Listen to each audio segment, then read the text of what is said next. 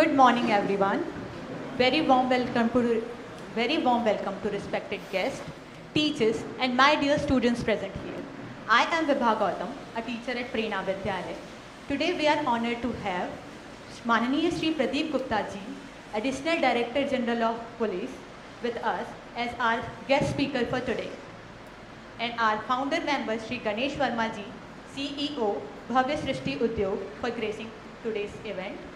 And also our founder member Shri Abhesh Patel ji, Director of Samadhan Mahavidyalaya, Memory Trainer, gracing today's event. Thank you. And also हमारे साथ उपस्थित हैं श्रमजीवी पत्रकार संभाग के उपाध्यक्ष श्री राहुल साहू जी। साथ ही हमारे साथ उपस्थित हैं आज तक के रिपोर्टर श्री सूरज सिन्हा जी। मैं आप सभी का हार्दिक अभिनंदन करती हूँ हमारे इस कार्यक्रम में। I would like to request Karishma Beta ji to please come and present bouquet to our speaker guest, Shri Pradeep Gupta ji.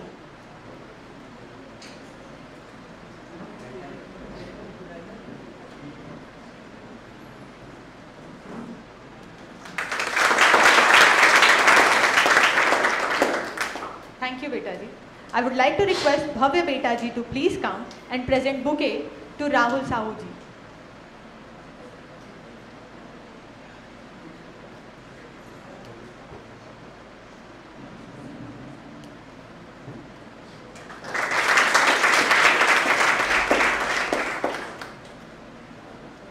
I would like to invite Harish Beta ji to please present bouquet to Suraj Sinha ji.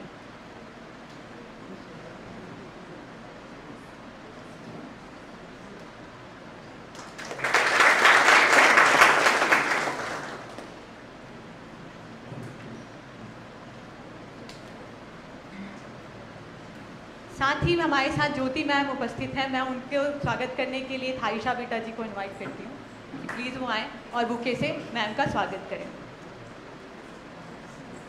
Additional SP हैं ma'am हमारे जिले के।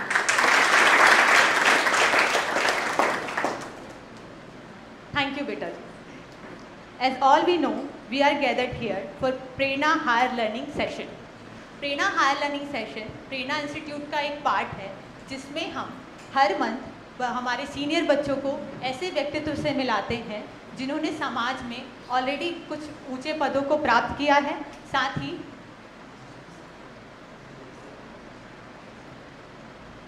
ही मैं SDOP sir का स्वागत करने के लिए करिश्मा बेटा जी को फिर से बुलाना चाहूँगी।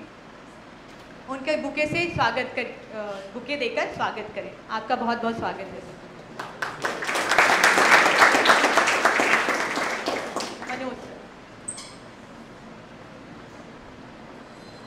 जैसा मैं बता रही थी कि हम यहाँ पे प्रेरणा हायर लर्निंग सेशन के लिए एकत्रित हुए हैं। प्रेरणा higher learning session Prerna higher learning institute का एक पार्ट है जिसमें हमारा उद्देश्य होता है कि हम हर मंथ एक बार किसी ऐसे व्यक्तित्व से अपने बच्चों को मिलाएं जिसमें जो व्यक्तित्व ऑलरेडी समाज में एक ऊंचे पद में है तथा सार्थक कार्यक्रमों में लगे हुए हैं। इससे ज़रूरी ऐसा होता है कि उन व्यक्तित्व से उनके व्यक्तित्व की जो यात्रा है उनकी शेयरिंग हमारे बच्चों के लिए प्रेरणादायी होती है। साथ ही उन पदों तक पहुंचने के लिए मार्ग समझ में आता है कि किस तरह से वहां पहुंचा जा सकता है। उसके साथ ही उसमें जो मेहनत लगती है वो उसके प्रति विश्वास और उसकी महत्वपूर्ण बातें समझ में आती है। उसके साथ ही मैंने बहुत बारी ऐसा देखा है कि जब बच्चों के मन में हमेशा ऐसा होता है कि ऊँचे पद में पहुँचने के बाद ऐसा लगता है कि वहाँ पहुँचना ही एक टारगेट है, उसके बाद की जिम्मेदारियाँ बहुत समझ में नहीं आती हैं।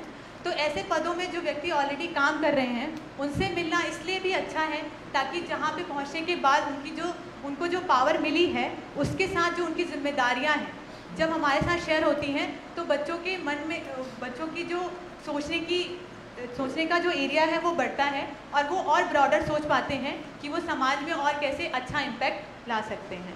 तो ये प्रेरणा हायर लर्निंग इंस्टीट्यूट का हमारा मुख्य उद्देश्य होता है। इसी कड़ी में हमारे साथ आज गेस्ट स्पीकर के रूप में माननीय श्री प्रदीप गुप्ता जी उपस्थित हैं, additional director general of police. मैं आप सबको बताना चाहूँगी कि स्टेट में जो additional director general of police का पोस्ट होता है वो सेकंड हाईएस्ट पोस्ट होता है। तो हम ये समझ ही सकते हैं कि निश्चित रूप से हम भाग्यशाली हैं कि इतने बिजी शेड्यूल के बाद सर ने हमारे लिए समय निकाला है और हमसे मिलने आ पाए हैं। इसके लिए मैं अपने आप को बहुत भाग्यशाली मानती हूँ। इसके बाद मैं सर का ही संबोधन सुनना चाहूँगी बिना किसी देरी के। उससे पहले संक्षिप्त में आप लोगों के सामने उनका परिचय रखना चाहती हूँ। माननीय श्री प्रदीप गुप्ता जी 1995 बैच के IPS अधिकारी हैं। उनकी स्कूलिंग रायपुर से हुई है। ग्रेजुएशन उन्होंने IIT Delhi Indian institute of technology से किया है। उसके बाद आपने जवाहरलाल नेहरू विश्वविद्यालय नई दिल्ली से MPhil किया है। आपको वर्ष 2013 में नागपुर विश्वविद्यालय द्वारा LLB की उपाधि प्राप्त हुई है। श्री प्रदीप गुप्ता जी ने जांजगीर चांपा, कांकेर, जशपुर, बिलासपुर जिले में पुलिस अधीक्षक के रूप में कार्य किया है। वर्ष 2004 में आपको Kosovo United Nations peace keeping mission में आपने कार्य किया है। श्री प्रदीप गुप्ता जी ने भारत सरकार के इस्पात मंत्रालय में कार्य किया है, जिसमें आपने रायपुर, बिलासपुर, दुर्ग रेंज में IG के रूप में कार्यरत रहे। वर्तमान में additional director general of police के रूप में आप कार्यरत हैं, जिसके अंदर administration including law and order, investigation, intelligence training, transportation and technology, जिसके अंदर telecommunication, cyber crime and dial 112 जो छत्तीसगढ़ का एक हेल्पलाइन नंबर है, मुझे लगता है आप लोग को पता ही होगा। ऐसे महत्वपूर्ण क्षेत्रों में आज आप कार्यरत हैं। श्री प्रदीप गुप्ता जी को 2004 में संयुक्त राष्ट्र शांति संस्थापक पदक से सम्मानित किया गया। आपको भारत के राष्ट्रपति द्वारा वीरता के लिए पुलिस पदक, सराहनीय सेवा के लिए पुलिस पदक और विशिष्ट सेवा के लिए पुलिस पदक से सम्मानित किया गया है। आपकी रुचि फोटोग्राफी, साहित्य और संगीत में भी है। तो ये बताते हुए मुझे बड़ा ही गर्व हो रहा है कि इतने प्रतिष्ठित व्यक्ति आज आप हमारे सामने प्रस्तुत हुए हैं। तो मैं बिना किसी देरी के आपको आमंत्रित करना चाहूँगी कि आपके वैल्यूएबल जो शेयरिंग है वो हमारे बच्चों के लिए निश्चित ही अच्छा होगा। तो I would like to invite Pradeep, माननीय Shri Pradeep Gupta ji, to please come up on the stage and address the gathering with his valuable sharing.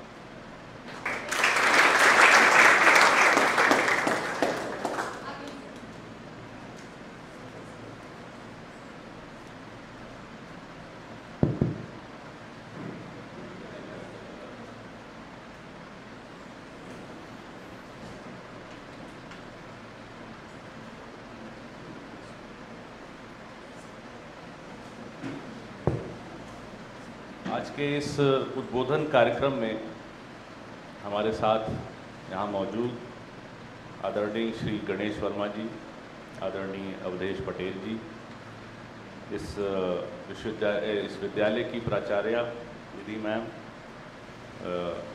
Vice principal Poonam ma'am, यहाँ पर मौजूद मृदु महाजन मैम, मीडिया से आए राहुल, सूरज, यहाँ पुलिस विभाग के मेरे सहयोगी ज्योति और SDOP साहब, उपस्थित प्यारे बच्चों।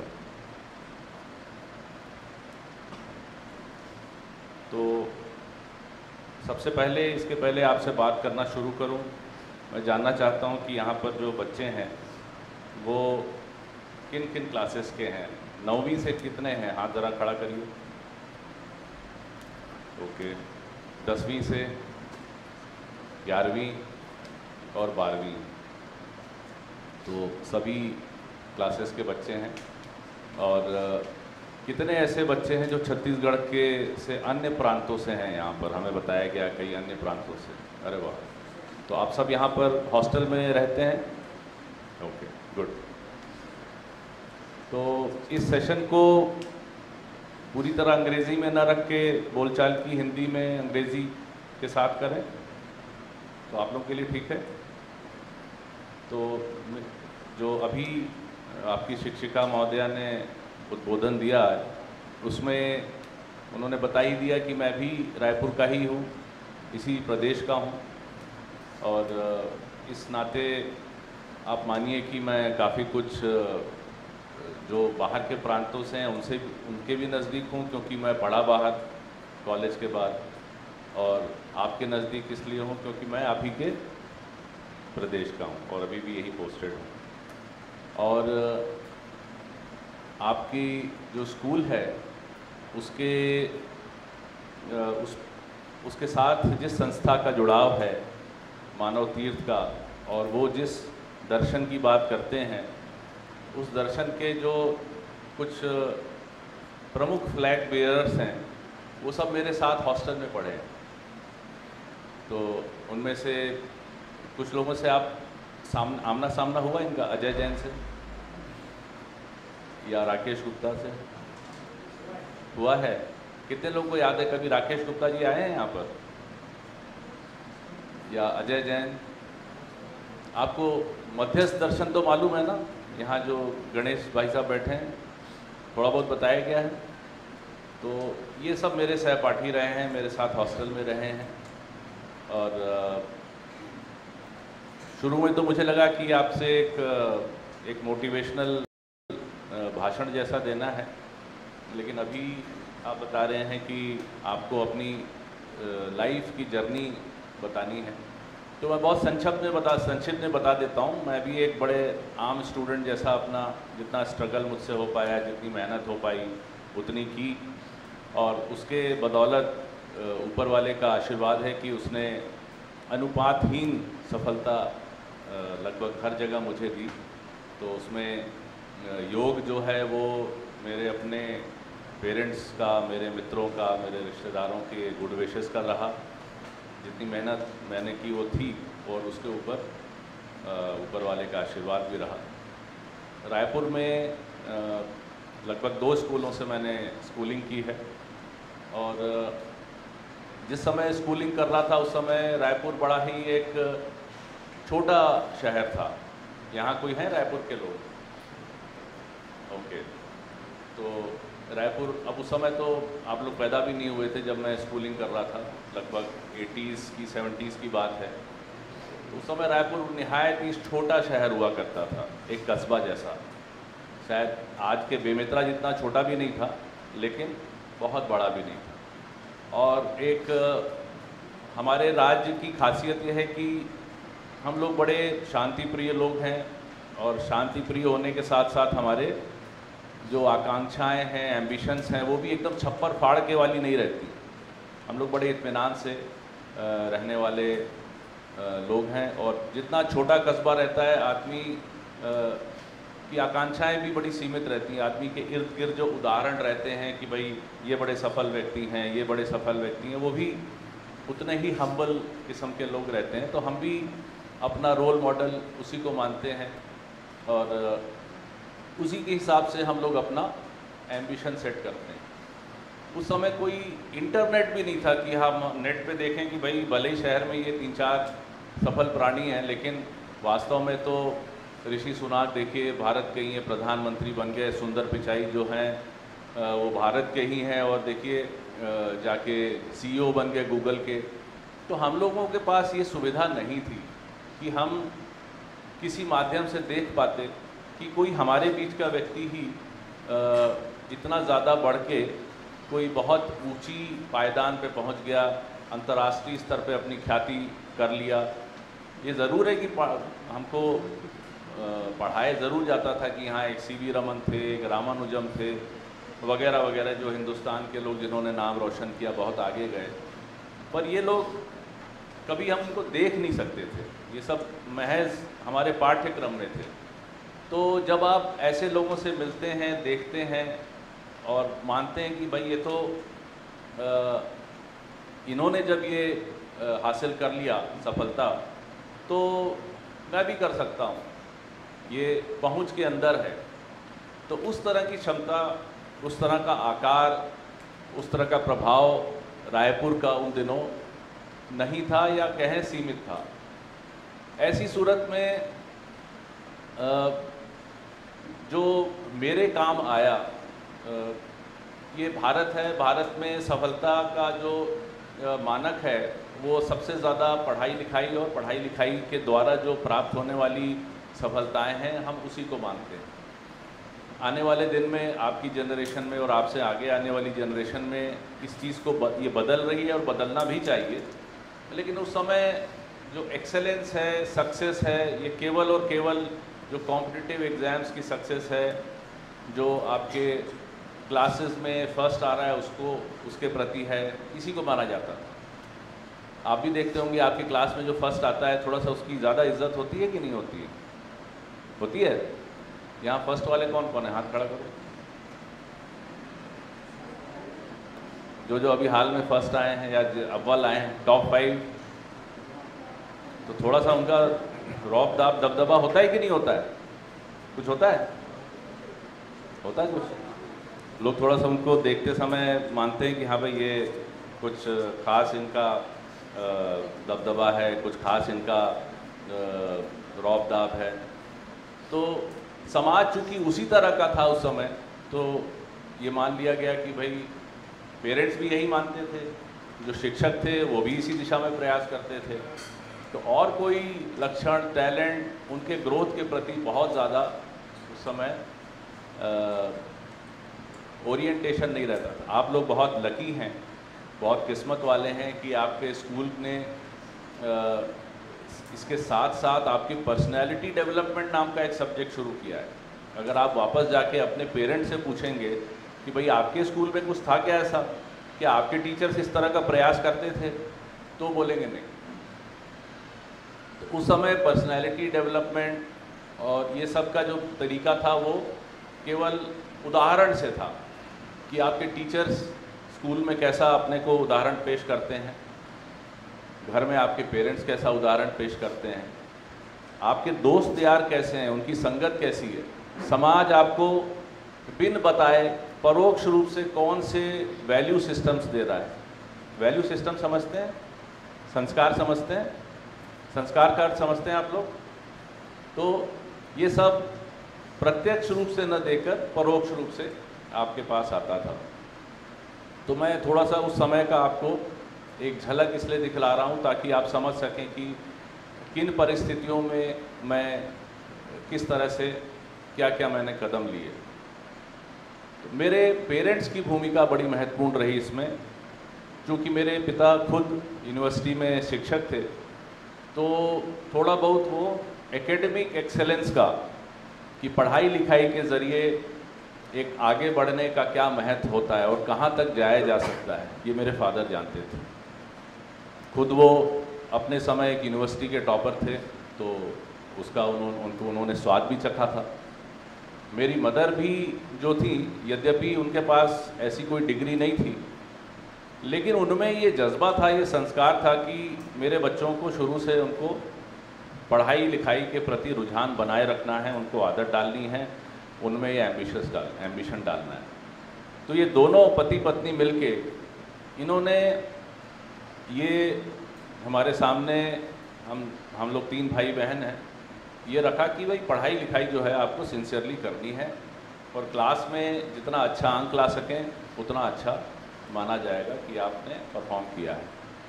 तो इस व्यवस्था, इस पारिवारिक व्यवस्था के तहत मैं थोड़ा सा स्कूल के समय जितना पढ़ाई को समय दे सकता था, ये ज़रूर था कि हम लोग जितना खेलने वेलने जाते थे, तो पढ़ाई लिखाई को मैंने पर्याप्त समय दिया। और कई क्लासेस में फर्स्ट भी आया, तो फर्स्ट आने का जो एक थोड़ा सा गुरूर भी कई बार आया, कई बार घमंड भी आया, कई बार फर्स्ट आने से चूक गया तो उसका अफसोस भी हुआ। तो ये सब के ज़रिए मैं अपने स्कूल के समय में गुजरा हूँ। और लेकिन जो सबसे बदलने वाली मुझे घटना हुई, हमारे घर में अमूमन होता है ना, लोग पूछते हैं कि ये इसका रुझान मैथ्स में है कि बायोलॉजी में है, पूछते हैं ना। यहाँ कितने मैथ्स में रुझान वाले हैं? हाथ खड़ा करो, जिनको मैथ्स अच्छा लगता है। बायोलॉजी की तुलना में मैथ्स कितनों को अच्छा लगता है? रुझान मतलब inclination. which students like maths over biology? मैं भी उसमें हूँ, आप लोगों में से। And who like biology over maths? And who are none of the above? Okay. तो हम लोग के समय जो हमारा स्कूल का क्लास था वो बस 2 भागों में बटा रहता था। जैसे पूरा दिन और रात में बटा रहता है, वैसे ही या तो मैथ्स चाहने वाला बच्चा होता था या बायोलॉजी। तो मैं जो था वो मैथ्स वाले खाते में जाता था। तो भले ही मैं कई साल तक मेरे नंबर अच्छे आते रहे, लेकिन मुझे फिर भी जिसे ये मानव तीर्थ वाले कहेंगे ना कि दिव्य ज्ञान की प्राप्ति का भी एक समय आता है, वो ज्ञान प्राप्ति नहीं हो पा रही थी। तो वो कैसे हुई, वो बड़ा रोचक किस्सा, वो आपको बताता हूँ। कहानी सुनने का मजा आएगा? हाँ, कहानी सुनना है। तो क्लास 9th की बात है। ट्रिग्नोमेट्री जानते हो तुम लोग? उसमें एक हाइट्स एंड डिस्टेंसेस होता है, जानते हो? अब हमारी 9th क्लास का समय था और हमारे टीचर का नाम था मैथ्स के सीवी रमन। सीवी रमन, और उसका पूरा फुल फॉर्म करो तो वो भी वही था, चंद्रशेखर वेंकट रमन। तो ये हमारे गणित के टीचर थे, बहुत ही भले इंसान, लेकिन कहीं ना कहीं उनका विश्वास डगमगाता रहता था गणित को लेकर। तो उनसे हम लोग अपना सवाल जवाब करते रहते थे, लेकिन वो हमारे डाउट्स का निराकरण नहीं कर पाते थे, क्लियर नहीं कर पाते थे डाउट्स। तो हालत ये हुई कि अंततः पूरी क्लास आके, जब हाइट्स एंड डिस्टेंसेस का टाइम आया ट्रिग्नोमेट्री में, तो पूरी क्लास आके अटक गई। उसके जो सरल सवाल है वो तो सबने हल कर लिए, उन्होंने बता भी दिए। फिर उसके टेढ़े मेढ़े सवाल थे कि इतने दूर से ये जो पोल है इसमें ये एंगल है, वो 10 मीटर आगे चला तो एंगल बढ़ के इतना हो गया, ऐसे है ना सवाल। वहाँ जाके सारे धराशायी हो गए। तो कोई समाधान नहीं निकल रहा था। तो लगभग उन्होंने ये कह ही दिया बिना कहे कि भाई इसको आप छोड़ ही दो, या हो सकता नहीं आए एग्ज़ाम में। एक दिन ऐसे ही वीकेंड, जैसे सैटरडे संडे चल रहा है, वैसे ही मैंने सोचा कि क्यों ना खुद प्रयास करूं।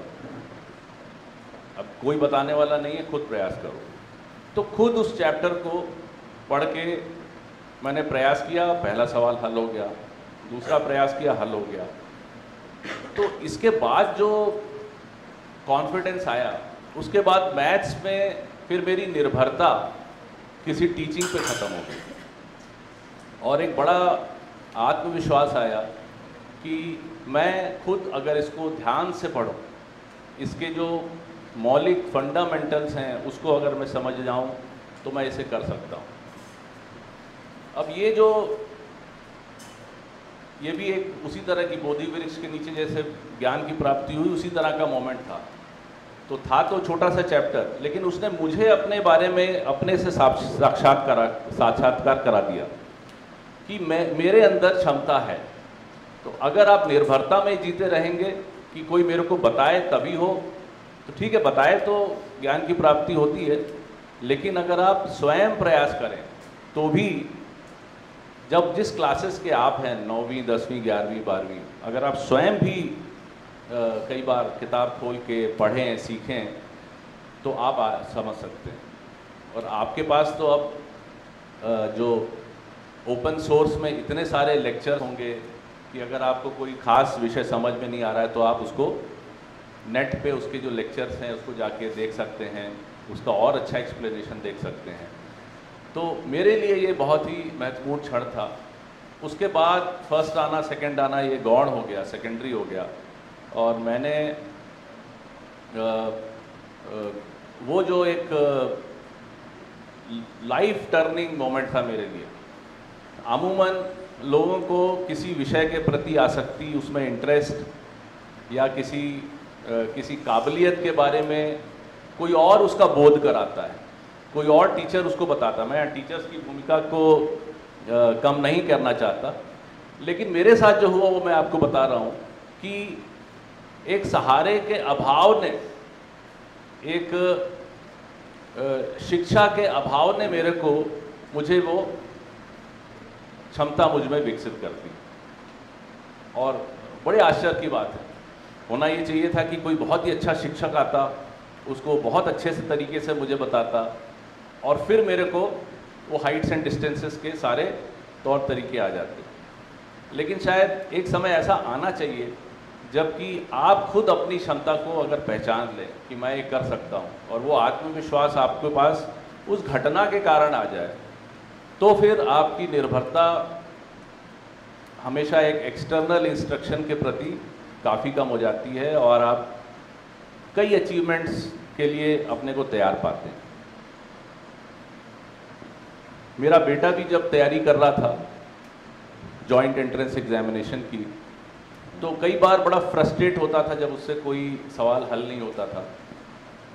तो मैं उससे यही कहता था कि आप जब किसी सवाल को लेके स्ट्रगल कर रहे हो, आप में से अगर कुछ जॉइंट एंट्रेंस एग्जाम जो टीज़र समझते हो आप लोग, टीज़र क्वेश्चन, ऐसे क्वेश्चन जो एकदम से गूढ़ पहेली की तरह हो, समझते हो? तो इस तरह के क्वेश्चंस अगर आपसे ना हो रहे हो तो दो ही स्थिति हो सकती है, या तो आप उसको पहली बार में कर लो सॉल्व, या फिर आप उसको पहली बार में ना कर सको और फिर थोड़ा सा स्ट्रगल के साथ करो, और तीसरा ये कि आप बिल्कुल ना कर सको। अगर आपने पहली बार में सॉल्व कर लिया तो आपको पता ही नहीं लगेगा कि आप कहाँ पर गलत करते हैं, कहाँ पर आपसे गलत दिशा में आप सोचने लगते हैं। लेकिन अगर आप थोड़ा सा असफल होकर फिर सफल होते हैं, या आप पूर्णतः असफल होकर फिर कोई और आपको बताता है कि इसको वास्तव में कैसे करना चाहिए, तो आपको जो चीज़ पता लगती है वो और ज़्यादा महत्वपूर्ण है। तो इसलिए जब भी आप किसी भी कॉम्पिटिटिव एग्ज़ाम की तैयारी करें या किसी भी अपने इन्हीं एग्ज़ाम्स की तैयारी करें, तो जहाँ पर अगर आप अटक रहे हैं तो उस चीज़ को एक अवसर माने। आप मेरी बात समझ रहे हैं? आप कहीं अटक रहे हैं तो उससे घबराएं नहीं कि ये मेरे बगल में जो लोग हैं इनको तो आ जा रहा है, मुझे नहीं आ रहा है। उसको एक अवसर माने।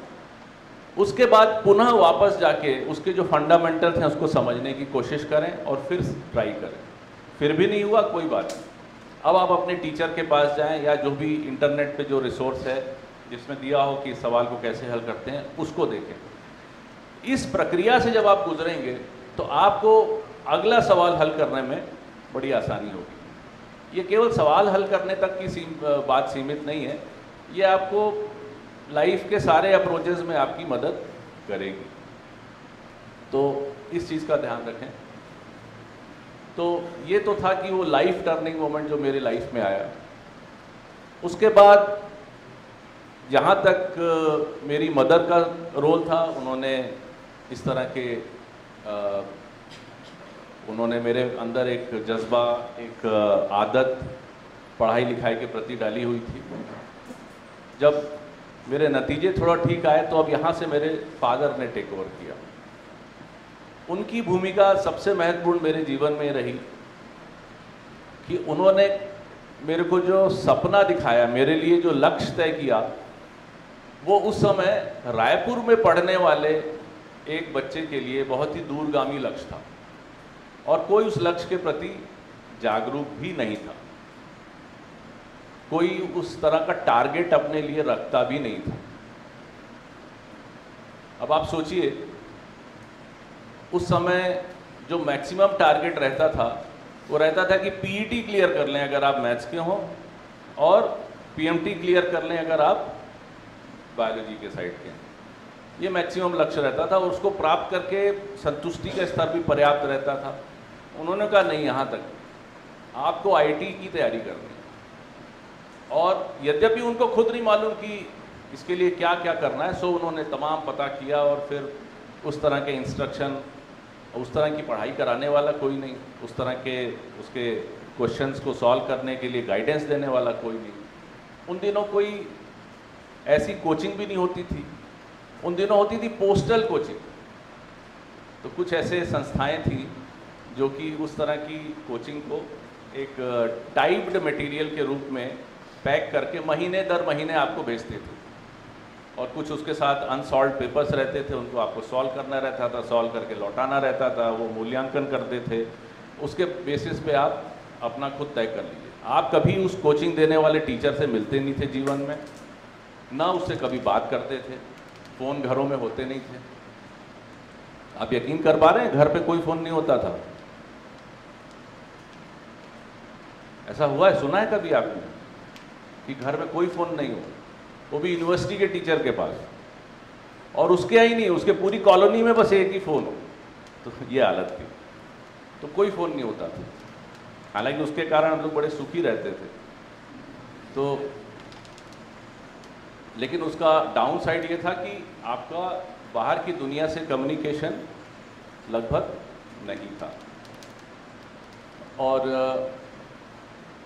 उस तरह की तैयारी मैंने शुरू की, और जब उस क्वेश्चंस की तैयारी शुरू की जो जेई के लिए रहते हैं, तो मैंने पाया कि इतने कठिन है वो कि उनके पार जा पाना, उनको समझ पाना, उनको हल कर पाना बड़ा मुश्किल है। लेकिन वो जो मैंने सिद्धांत सीखा था, वो जो मेरे साथ हुआ था 9वीं क्लास में, हाइट्स एंड डिस्टेंसेस वाली कहानी बताई थी ना आपको, उसने मेरे को ये विश्वास दिया था कि अगर मैं इसको पर्याप्त पढ़ लूँगा, अगर इसके फंडामेंटल्स को मैं पर्याप्त समझ लूँगा, फंडामेंटल समझते हैं आप, मूल सिद्धांत उसके, उसको अगर, अब न्यूटन्स फर्स्ट लॉ को पढ़ने में तो सब हम पढ़ सकते हैं, लेकिन एक चीज़ होता है पढ़ना और समझ भी लेना। तो समझ लेने वाला जो काम था वो, उसके लिए मेरे मन में एक आत्मविश्वास की चिंगारी थी, और उसके चलते जो मैंने ये जो जॉइंट एंट्रेंस एग्ज़ाम, सुना है सबने जॉइंट एंट्रेंस एग्ज़ाम के बारे में? जेई के बारे में कौन कौन सुना है? हाथ खड़ा करो। आईआईटी के बारे में कितने लोग जानते हैं? आईआईटी, तो आईआईटी के बारे में, आईआईटी का जो एंट्रेंस एग्ज़ाम रहता था उसको कहते थे जॉइंट एंट्रेंस एग्जामिनेशन। एक एग्ज़ाम होता था पूरे देश में, और उस एग्ज़ाम से फिर हर जगह लोग सेलेक्ट होते थे आईआईटी में। तो उस एग्ज़ाम की तैयारी मैंने उस सिद्धांत के बल पे, उसके दम से शुरू की, और यद्यपि यकीन तो नहीं होता था कि जिस पूरे एग्ज़ाम में पूरे देश में मात्र 1600 लोगों को सेलेक्ट किया जाएगा, उसमें मैं रायपुर का, इतने अदना से शहर का, इतना छोटा सा अनजान लड़का, मैं कैसे सेलेक्ट होऊंगा? तो लिहाजा मैं भगवान से मनाता रहता था कि भगवान इसमें आखिरी जो रैंक है वो भी मिल जाए, बस दाखिल हो जाऊं किसी तरीके से इसमें।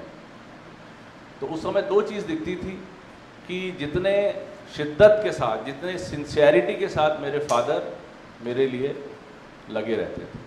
अब यहाँ पर जो गार्जियंस हैं, पेरेंट्स का रोल इम्पॉर्टेंट है, और साथ में टीचर्स का भी रोल इम्पॉर्टेंट है। मेरे कई टीचर्स थे जिन्होंने मेरे को मोटिवेट किया था। तो आप लोग जो मोटिवेशन के दो शब्द कहते हैं, आपको लगता है कि ये स्टूडेंट पता नहीं एक कान से सुनेगा दूसरे से निकाल देगा, लेकिन वो भले ही सामने आपको ना बोले, लेकिन उसके मन में वो बात घर कर जाती है और रुकी रहती है। हो सकता है सारी ना रखें, लेकिन वो कुछ ऐसे ब्रह्म वाक्य आप कह जाते हैं जो उसके दिमाग में रुकी रहती है। हमारे एक शिक्षक थे डेविड सर, तो मैं था और मेरा एक और सहपाठी था, उसके नंबर बड़े अच्छे आते थे। तो उन्होंने हम दोनों को कहा कि ये जो पहले के बैचेस में कुछ लड़के हैं जो आईआईटी में निकल गए हैं, तुम इनसे कमतर नहीं हो। ये एक वाक्य बोल के वो भी भूल गए। 25 साल बाद जब मैं उनसे मिला तो पूछा कि सर आपने ये कहा था, आपको याद है? बोले मुझे याद है। लेकिन मेरे दिमाग में सोचिए, सन 86-87 की कही वो बात आज भी याद है, और वो एक ऐसा आत्मविश्वास दिलाता था कि हाँ भाई हम इसको कर सकते हैं। तो इसलिए यहाँ पर पेरेंट्स और टीचर्स की भूमिका बड़ी इम्पॉर्टेंट है। तो मेरे पेरेंट्स का जो मुझ पर विश्वास था, जो उन्होंने मेरे लिए प्रयास किया, उसके बदले यद्यपि कोई उदाहरण नहीं था आसपास कि कैसे तय करूं कि मेरा सिलेक्शन इसमें होगा या नहीं, फिर भी मैं सोचता था कि चूंकि इतनी मेहनतें कर रहे हैं, मुझे ये सब तैयारी कराने के लिए इतना स्पेंड कर रहे हैं, तो मैं भी पूरी जी जान से मेहनत करूं। और अच्छी बात ये थी कि उसकी तैयारी में जो जिस तरह के टीज़र क्वेश्चंस थे, जैसे पहेलियाँ कोई क्लास में दे दे तो सब बच्चे लग जाते हैं ना सॉल्व करने में, मज़ा आता है कि इसको कैसे हल करें, कुछ टीज़र्स अगर दे दें तो वैसे ही उसके सारे सवाल पहेलियों की तरह थे। तो हर सवाल एक चैलेंज जैसा लगता था, उसको सॉल्व करना, ना कर पाने पे उसका अफसोस, और सॉल्व हो जाने पर उसका जो एक सुख मिलता था, एक सेंस ऑफ अचीवमेंट, तो उसने उस पढ़ाई को बड़ा रोचक बना दिया। एज अगेंस्ट जो स्कूल की पढ़ाई थी जिसमें कई टीचर्स बड़े नॉर्मल भी थे, पढ़ाई बड़े एकदम स्टैंडर्ड ढर्रे से होती थी, तो उस मुकाबले में, उस कंट्रास्ट में ये जो पढ़ाई थी ये बड़ी रोचक लगती थी और इसको करने में बड़ा मज़ा आता था। तो उस सिंसियरिटी के साथ मैं करता रहा और इसमें सबकी गुड विशेष, ऊपर वाले की कृपा, और जितनी मैं मेहनत कर सका मैंने अपना फुल दिया, अपना 100% उस पढ़ाई के लिए दिया। और लकीली पहली बार में ही मेरा सिलेक्शन आईआईटी के लिए हो गया। आईआईटी दिल्ली में प्रवेश लिया मैंने, और आईआईटी का एक इतना उस समय एक ब्रांड वैल्यू थी। ब्रांड वैल्यू समझते हैं आप लोग? उसकी रेपुटेशन इतनी अच्छी थी, आज भी है, कि उससे ही आपको एक कॉन्फिडेंस मिलता था, एक सेंस ऑफ प्राइड कि मैं इस संस्था से पढ़ रहा हूँ। जैसे आप जब यहाँ से बाहर जाएंगे तो इस स्कूल की जो भी ख्याति रहेगी, उस ख्याति से आप भी अपने को आइडेंटिफाई करेंगे कि मैं अमुक स्कूल से, प्रेरणा विद्यालय का स्टूडेंट हूँ, जहाँ पर कि ये ख़ास बातें बताई जाती हैं। तो वैसे ही मेरे में एक इस सेंस का एक प्राइड रहता था कि मैं यहाँ पर इतना तक सेलेक्ट होके आया हूँ, तो एक सेंस ऑफ कॉन्फिडेंस भी आता था। और उसके बाद जब वहाँ से मैं निकला तो कुछ दिन तो मैंने आईटी सेक्टर में काम किया, पर फिर एक कुछ लोगों से चर्चा के दौरान और तमाम कारणों से ये मन में आया कि मुझे तैयारी जो है वो सिविल सर्विसेज की करनी चाहिए, जिससे कि लोग आईएएस, आईपीएस, आईआरएस, ये तमाम जो सरकार की सेवाएं हैं इसमें लोग सेलेक्ट होते हैं। तो इसलिए मैंने तय किया कि इस एग्ज़ाम की तैयारी करूं। और देखिए, फिर से जो आपके पुराने अचीवमेंट्स हैं वही आपको आत्मविश्वास देते हैं कि आप किसी खास चैलेंज को फिर से ले सकें, वरना इसमें भी चैलेंज बहुत था। पूरे देश भर से लाखों लोग बैठते हैं, और अगर आईएएस, आईपीएस की पोस्ट ही आप ले लें तो 300-400 से ज़्यादा नहीं है। तो आपका चांस सेलेक्ट होने का ये भी एक दुविधा वाली स्थिति को जन्म देता है कि भैया इसमें इतने 2-3 साल, 4 साल जितने लगते हैं लगाएं कि ना लगाएं। लेकिन वो आत्मविश्वास जो था उसके चलते वो प्रयास मैंने किया, और उस प्रयास के चलते पूरी सिंसियरिटी के साथ किया। सिलेक्शन भी हुआ, और सिलेक्शन के बाद इस जॉब में आया। तो कई बार लोग शुरू में पूछते थे कि भाई आप तो आईआईटी से इंजीनियरिंग किए हैं, अब आके पुलिस का काम, जिसमें पूरा डंडा चलाने का काम है, ये कैसे कर रहे हैं? लेकिन फिर समय के साथ मैंने देखा कि ये जो पुलिस की सेवा है, इसमें सबसे ज़्यादा आप जस्टिस डिलीवर कर सकते हैं। अगर आप गवर्नमेंट के किसी भी वर्टिकल में हैं, तो किसी को राहत अगर पहुंचाना है, तो मुझे ऐसा लगता है कि एक पुलिस ऑफिसर और एक डॉक्टर, ये दो ऐसे प्रोफेशंस हैं जो कि रोज़ आदमी के दुख दर्द को कम करने का काम कर सकते हैं। और उनमें, लेकिन इसको करने के लिए वैसा उनके एक सेल्फ अवेयरनेस, ऐसे संस्कार ये होने चाहिए। ये बहुत खुशी की बात है कि इस स्कूल में आपको इस तरह के वैल्यू सिस्टम दिए जा रहे हैं कि आप अंततः जहाँ भी जाएंगे आप एक बहुत ही उम्दा किस्म के सिटीज़न रहेंगे, और यदि आप एक पुलिस ऑफिसर बने तो आप एक बहुत बेहतरीन पुलिस ऑफिसर रहेंगे। तो इस जॉब में मेरे को काफ़ी सेटिस्फैक्शन, जितनी भी नौकरी अभी तक की है, मिला है, खासकर जो फील्ड में जब तक मैं रहा। और उस दौरान जितने भी केसेस मेरे सामने आए, अगर वो सॉल्व हुए तो बहुत सेटिस्फैक्शन मिला।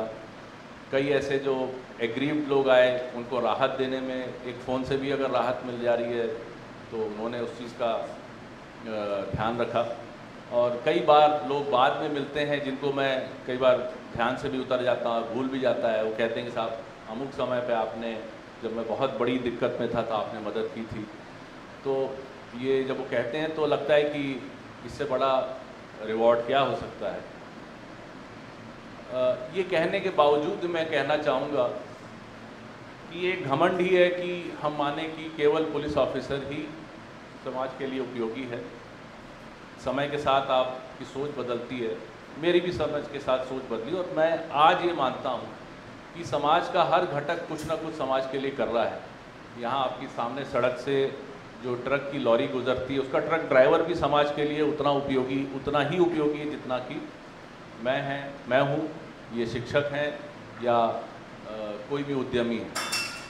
तो आप जहाँ भी जाएं, अगर आप में संस्कार हैं, वैल्यूज़ हैं और आप में मैच्योरिटी है तो आप अपना काम अच्छे से कर सकते हैं और उस काम को करके आपको सेटिस्फैक्शन मिलेगा और आप समाज के एक बड़े उपयोगी अवयव रहेंगे। एक चीज़ जो अपने शौक़ के ज़रिए मैंने थोड़ा सा लेट ही हासिल की, वो था फोटोग्राफी का शौक़। और फोटोग्राफी करते करते मैं थोड़ा सा इको फ्रेंडली भी होने लगा। आप इको फ्रेंडली होना समझते हैं? पर्यावरण के प्रति जागरूक होना। तो पर्यावरण के प्रति जागरूक होने के लिए क्या ज़रूरी है? आप लोगों को कुछ बताया जाता है पर्यावरण की दिशा में? हमारे पर्यावरण को कोई खतरा है क्या? आप लोगों को मालूम है? कोई भी एक बता सकता है क्या खतरा है? किस चीज़ से खतरा है? हाँ बताओ बेटा। पोल्यूशन से। ये पोल्यूशन आ कहाँ से रहा है? फैक्ट्री से आ रहा है। तो फैक्ट्रीज अगर धुआं उगलना बंद कर दें, बिना पार्टिकल वाला धुआं, तो ठीक रहेगा?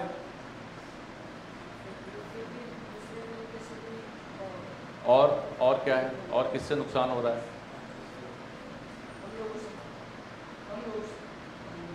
जोर से बोलो बेटा।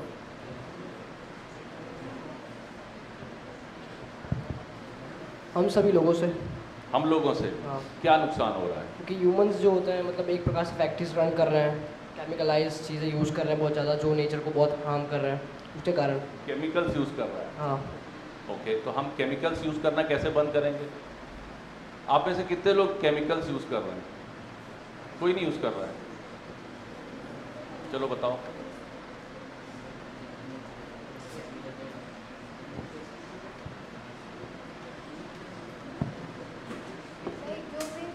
जो भी हम खा रहे हैं, केमिकल प्रोडक्ट्स यूज़ कर रहे हैं, उसमें केमिकल तो होता ही है।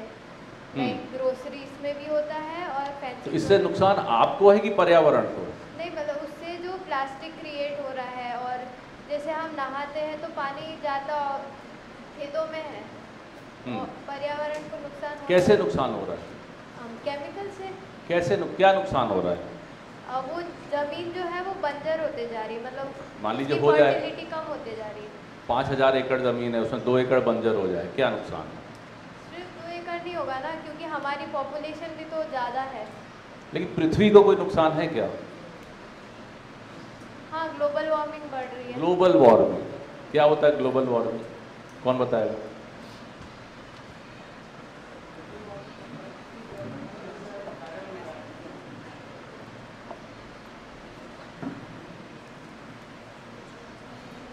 जो काम कर रहे हैं, जैसे इतना सारा प्रोड्यूस कर रहे हैं, पेड़ काट रहे हैं और प्लास्टिक बना रहे हैं, धरती से इतने सारे मटीरियल निकाल रहे हैं, उसके कारण रिसोर्सेज जो अंदर रहता है डिस्टर्ब हो जाता है, और उसके कारण अर्थ का जो हीट है ना वो बढ़ता है।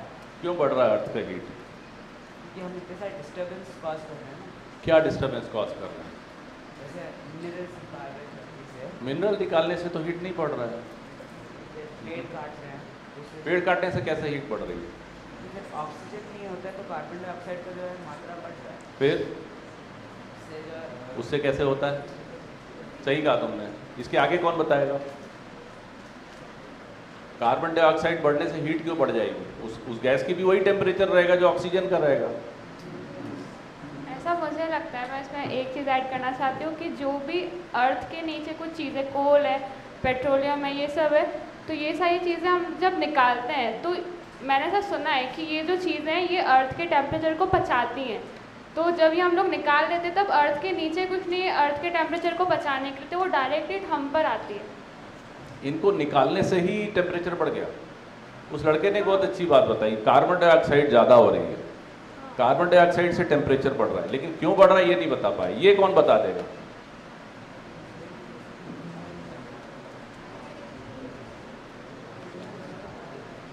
कार्बन डाइऑक्साइड जो है लाइट को रिफ्लेक्ट करता है, जैसे ग्रीन हाउस इफेक्ट होता है हमारा, वो कार्बन डाइऑक्साइड करता है। जो हमारे ग्रीन हाउसेज होते हैं उसमें ग्लास के अंदर से लाइट तो आ जाती है पर हीट जो है वो बाहर नहीं जा पाती, वही सेम चीज़ कार्बन डाइऑक्साइड भी करता है। क्या नाम है बेटा आपका? आकृति। हैं? आकृति। आकृति के लिए ज़रा क्लैप करिए सब लोग। बैठो। अब ये आकृति की नॉलेज है, मेरी थोड़ा इससे ज़्यादा, लेकिन मेरी भी सीमित है।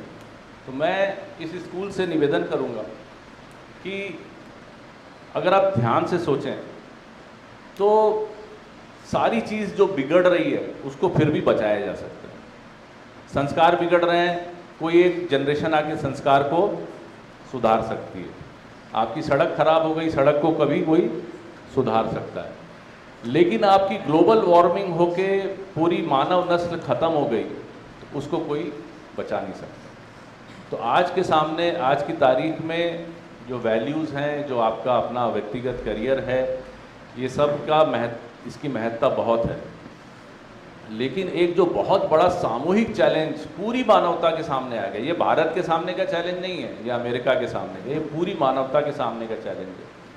और मैं 2 लाइन में आपको बस इसको एक्सप्लेन करता हूँ।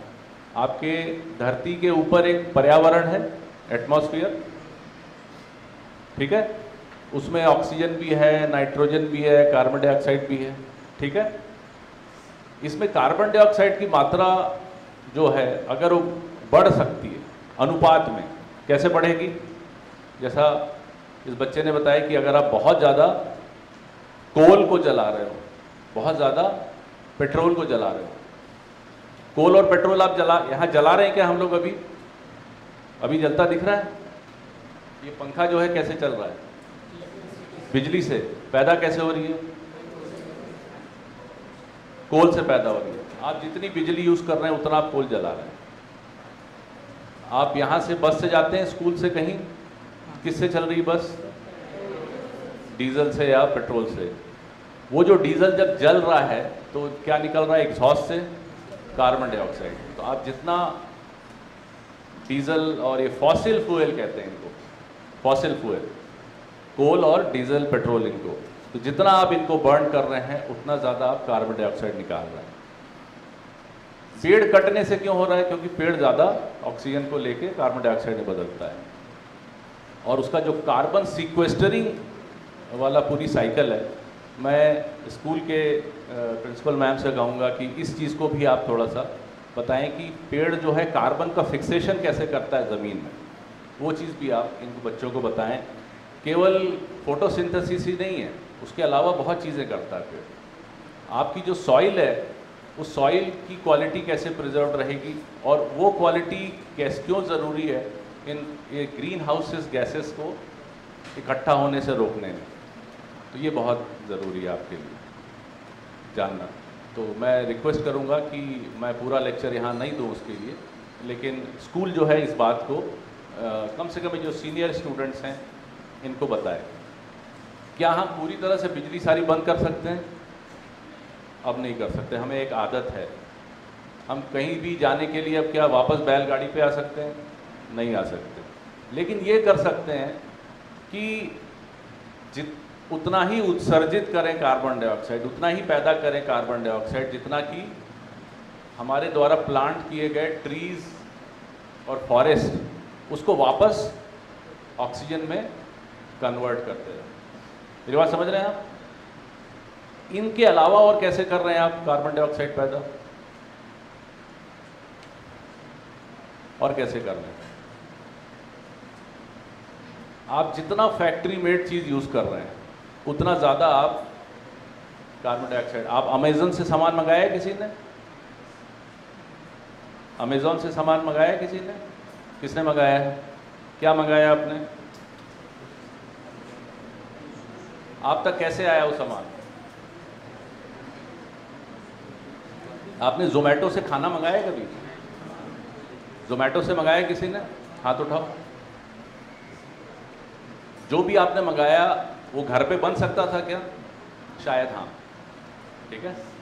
चिली पनीर हो सकता, नहीं बन सकता था, लेकिन बाकी चीज़ बन सकती थी। तो दोनों में क्या फ़र्क हुआ? जो आपने जोमेटो से मंगाया वो खाना आप तक कैसे आया? मोटरसाइकिल से आया, ठीक है। तो आपकी लाइफस्टाइल जो आपने नई अपनाई, उसमें आपने उतने से खाने को खाने के लिए और फॉसिल फ्यूल बर्न कर दिया, ठीक है। आप ऐसी ऐसी सामग्रियों के लिए अपनी लालसा पैदा कर लिए जिनको आपको इंटरनेट से मंगाना है। उनको लाने के लिए जो पूरी अर्थव्यवस्था है, वो दुनिया भर की जो ट्रकें चल रही हैं, जितना आवागमन हो रहा है, इस आवागमन पे बर्डन और बढ़ गया। तो और वो सब सस्टेन करने के लिए और वाहन और अल्टीमेटली सब चीज़ें केवल एक ही चीज़ से रन कर रही हैं, फॉसिल फ्यूल से। उतने दफ्तर अगर खुल गए जोमेटो के तो वहाँ पर भी ये सब चल रहा है। तो इस चीज़ को आपको समझना पड़ेगा और अपने को एक उदाहरण बनाना पड़ेगा सस्टेनेबल डेवलपमेंट का, सस्टेनेबल एनवायरमेंटल अवेयरनेस का।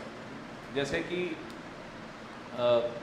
आप लोग देर सवेर अवगत होंगे, जो मध्यस्थ दर्शन है उसमें भी एक सस्टेनेबिलिटी की बात होती है। वो हालांकि एनवायरमेंटल पार्ट उसमें उसका हिस्सा है, लेकिन वो एक ऐसा हिस्सा है जिसको अगर अब बिगड़ गया तो बदलेगा नहीं। आपके जैसे जैसे जो इस आकृति ने बताया कि जैसे जो बाहर से सन की आपके पास रेज आती हैं, तो कार्बन डाइऑक्साइड ऐसा है, वो ऐसा लेयर बना लेता है कि वो अंदर आएगी लेकिन अर्थ की रिफ्लेक्टेड रेस को वापस नहीं जाने देगी, ठीक है ना। अर्थ की रेस, अर्थ पे गिरी हुई रेस को रिफ्लेक्ट करने में और किसका योगदान होता है? आपका कौन सा कलर ज़्यादा रिफ्लेक्ट करता है, वाइट या ब्लैक? वाइट। इस धरती पे वाइट क्या चीज़ है? आप ग्लोब को देखो, कोई चीज़ दिखती है वाइट? क्या दिखता है वाइट? सही बोल रहे हो, सही बोलो। बर्फ। कहाँ है बर्फ? अंटार्कटिका और आर्कटिक। ये सब सिकुड़ रहे हैं कि नहीं सिकुड़ रहे हैं? तो ये अब जो सन की रेस है उनको रिफ्लेक्ट बैक कम कर रहे हैं, लिहाजा हो क्या रहा है, आपकी ज़्यादा गर्मी अर्थ में ही रह जा रही है। अभी आपने थोड़ा ज़्यादा गर्मी महसूस की इस साल? नॉर्थ इंडिया से जो लोग आए हैं उनको पता है वहाँ पर कितनी गर्मी थी? दिल्ली से हैं कुछ लोग, दिल्ली, यूपी, इस बार कितनी गर्मी थी बेटा? बहुत ज़्यादा थी। तो आपको लग रहा है बस एक रैंडम इवेंट था कि it is related with global warming, related with global warming, ठीक है ना। और ये स्थिति अगर बिगड़ेगी, अब साइंटिस्ट का ये कहना है कि आपका जो पोलर कैप्स हैं, ये जो पोल्स पे आइस की टोपियां जो है अर्थ पहनी हुई है, ये एक हद तक के बाद अगर सिकुड़ी तो उसके बाद आप लाखों पेड़ लगा लो तो फिर भी ठीक नहीं होगा। Then you have lost the game, you have missed the bus. तो आप अपने एनवायरनमेंट को एक सीमा के बाद तक ही अभी बिगाड़ सकते हैं। उसके बाद अगर आप सारे के सारे धर्मात्मा हो जाएं, आप ये सारे खेतों में पेड़ लगा दें, आप खुद अपनी आवश्यकताएं न्यूनतम कर लें, आप गीज़र, एसी सब चलाना बंद कर दें, पूरा फॉसिल फ्यूल से कार्बन डाइऑक्साइड बनाना बंद कर दें, तो भी वो स्थिति लौट नहीं पाएगी, ठीक है। तो हम उस स्टेज पे पहुंच गए हैं जहां हमारा एनवायरमेंटल डिसबैलेंस, डिस्टर्बेंस अभी भी रिवर्सिबल है। एक अस्पताल में एक मरीज होता है ना कि अभी भी उसको बचाया जा सकता है, लेकिन उसकी मृत्यु के बाद उसमें जान डाल सकते हो। तो वो समय नज़दीक आ रहा है। मैं आपको डराना नहीं चाहता, लेकिन सवाल ये है कि ये चेंज कैसे हो। तो जैसे यहाँ पर ये संस्था आपको सेंसिटाइज करती है, तो मेरा निवेदन रहेगा कि इस एक बहुत ही महती डेवलपमेंट के बारे में भी, सस्टेनेबिलिटी के बारे में आपको जागरूक करें। और जहाँ तक आपके जो इंडिविजुअल एस्पिरेशंस हैं, उसका जो मैं अपने लर्निंग से आपको जिसे कहते हैं अपनी बातें आपको कह सकता हूँ, वो यही है कि अपनी क्षमता पे विश्वास रखें, मेहनत करें, अपने लक्ष्य अच्छे रखें, ऊंचे रखें। जब आप ऊंचा लक्ष्य रखेंगे, वो ना भी मिले तो उस ऊंचे लक्ष्य की प्राप्ति के लिए आप जो मेहनत करेंगे, वो आपको, अगर आप मेहनत ना करते, अगर ऊंचा लक्ष्य ना रखते, तो जहां आपको अचीवमेंट रहता, उससे ऊंचा अचीवमेंट आपको मिलेगा। तो कुल मिला के मैं किसी भी अन्य साधारण स्टूडेंट की तरह, व्यक्ति की तरह एक गवर्नमेंट सर्वेंट ही हूँ, लेकिन मेरे अपने जो लाइफ के लर्निंग्स हैं वो ये हैं। और आई डोंट नो इसके बाद आप कोई क्वेश्चन आंसर सेशन वगैरह हो, अगर आप कुछ पूछना चाहते हैं तो आप बता सकते हैं।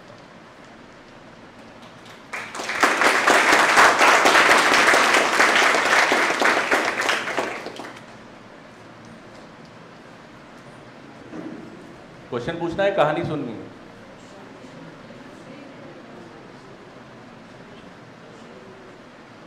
चलो एक कहानी सुनाता हूँ, सुना दूँ? एक और कहानी सुना देता हूँ। जब मैं क्लास 3 में था, अब 88 में मैंने 12वीं की, तो क्लास 3 कब किया होगा? कौन कैलकुलेट करेगा? 88 में 12th किया, तो क्लास 3 कब पास किया? और कितने दिन हो गए उसको पास किए? कैलकुलेट कर लो, ठीक है। क्लास 3 में मेरी एक टीचर थी, और मुझे ये ध्यान था कि जब वो छोड़ के जा रही थी, तो जाते जाते उनकी आंखों में आखिरी दिन उनके आंखों में आंसू से आ गए थे। अब उस समय मेरी उम्र क्या थी? क्लास 3 का स्टूडेंट, ज़्यादा से ज़्यादा 8 साल। तो वो चीज़ मेरे अंदर घर कर गई कि जब ये जा रही थी ये टीचर, तो हम लोगों से इतना बच्चों से जुड़ाव था कि इनके आंखों में आंसू आ गए थे। उसके बाद वो चली भी गई। फिर मैं भी पढ़ते पढ़ते मैंने 12वीं पूरी कर ली, अपना आईटी में सेलेक्ट हुआ, ग्रेजुएशन पूरा किया, पुलिस में सेलेक्ट हुआ, फिर पुलिस की नौकरी भी कर ली। फिर रायपुर में मेरी पोस्टिंग हुई, मैं बाहर ही बाहर रहा।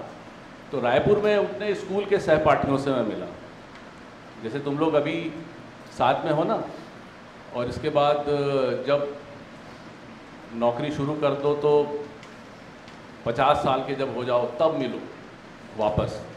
क्या बात करोगे? अपने टीचर्स की बात करोगे ना, कि हमारी वो टीचर थी, वो प्रिंसिपल थी, वो बहुत डांटती थी, वो बड़ा प्यार करती थी, ये सब बात होगी। तो मैं भी अपने एक क्लासमेट से मिला, मैं उससे बातें करने लगा।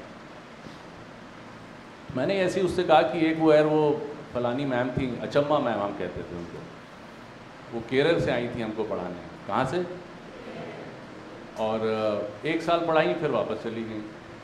और उसके बाद ना मैंने कुछ पता किया, ना कभी संपर्क।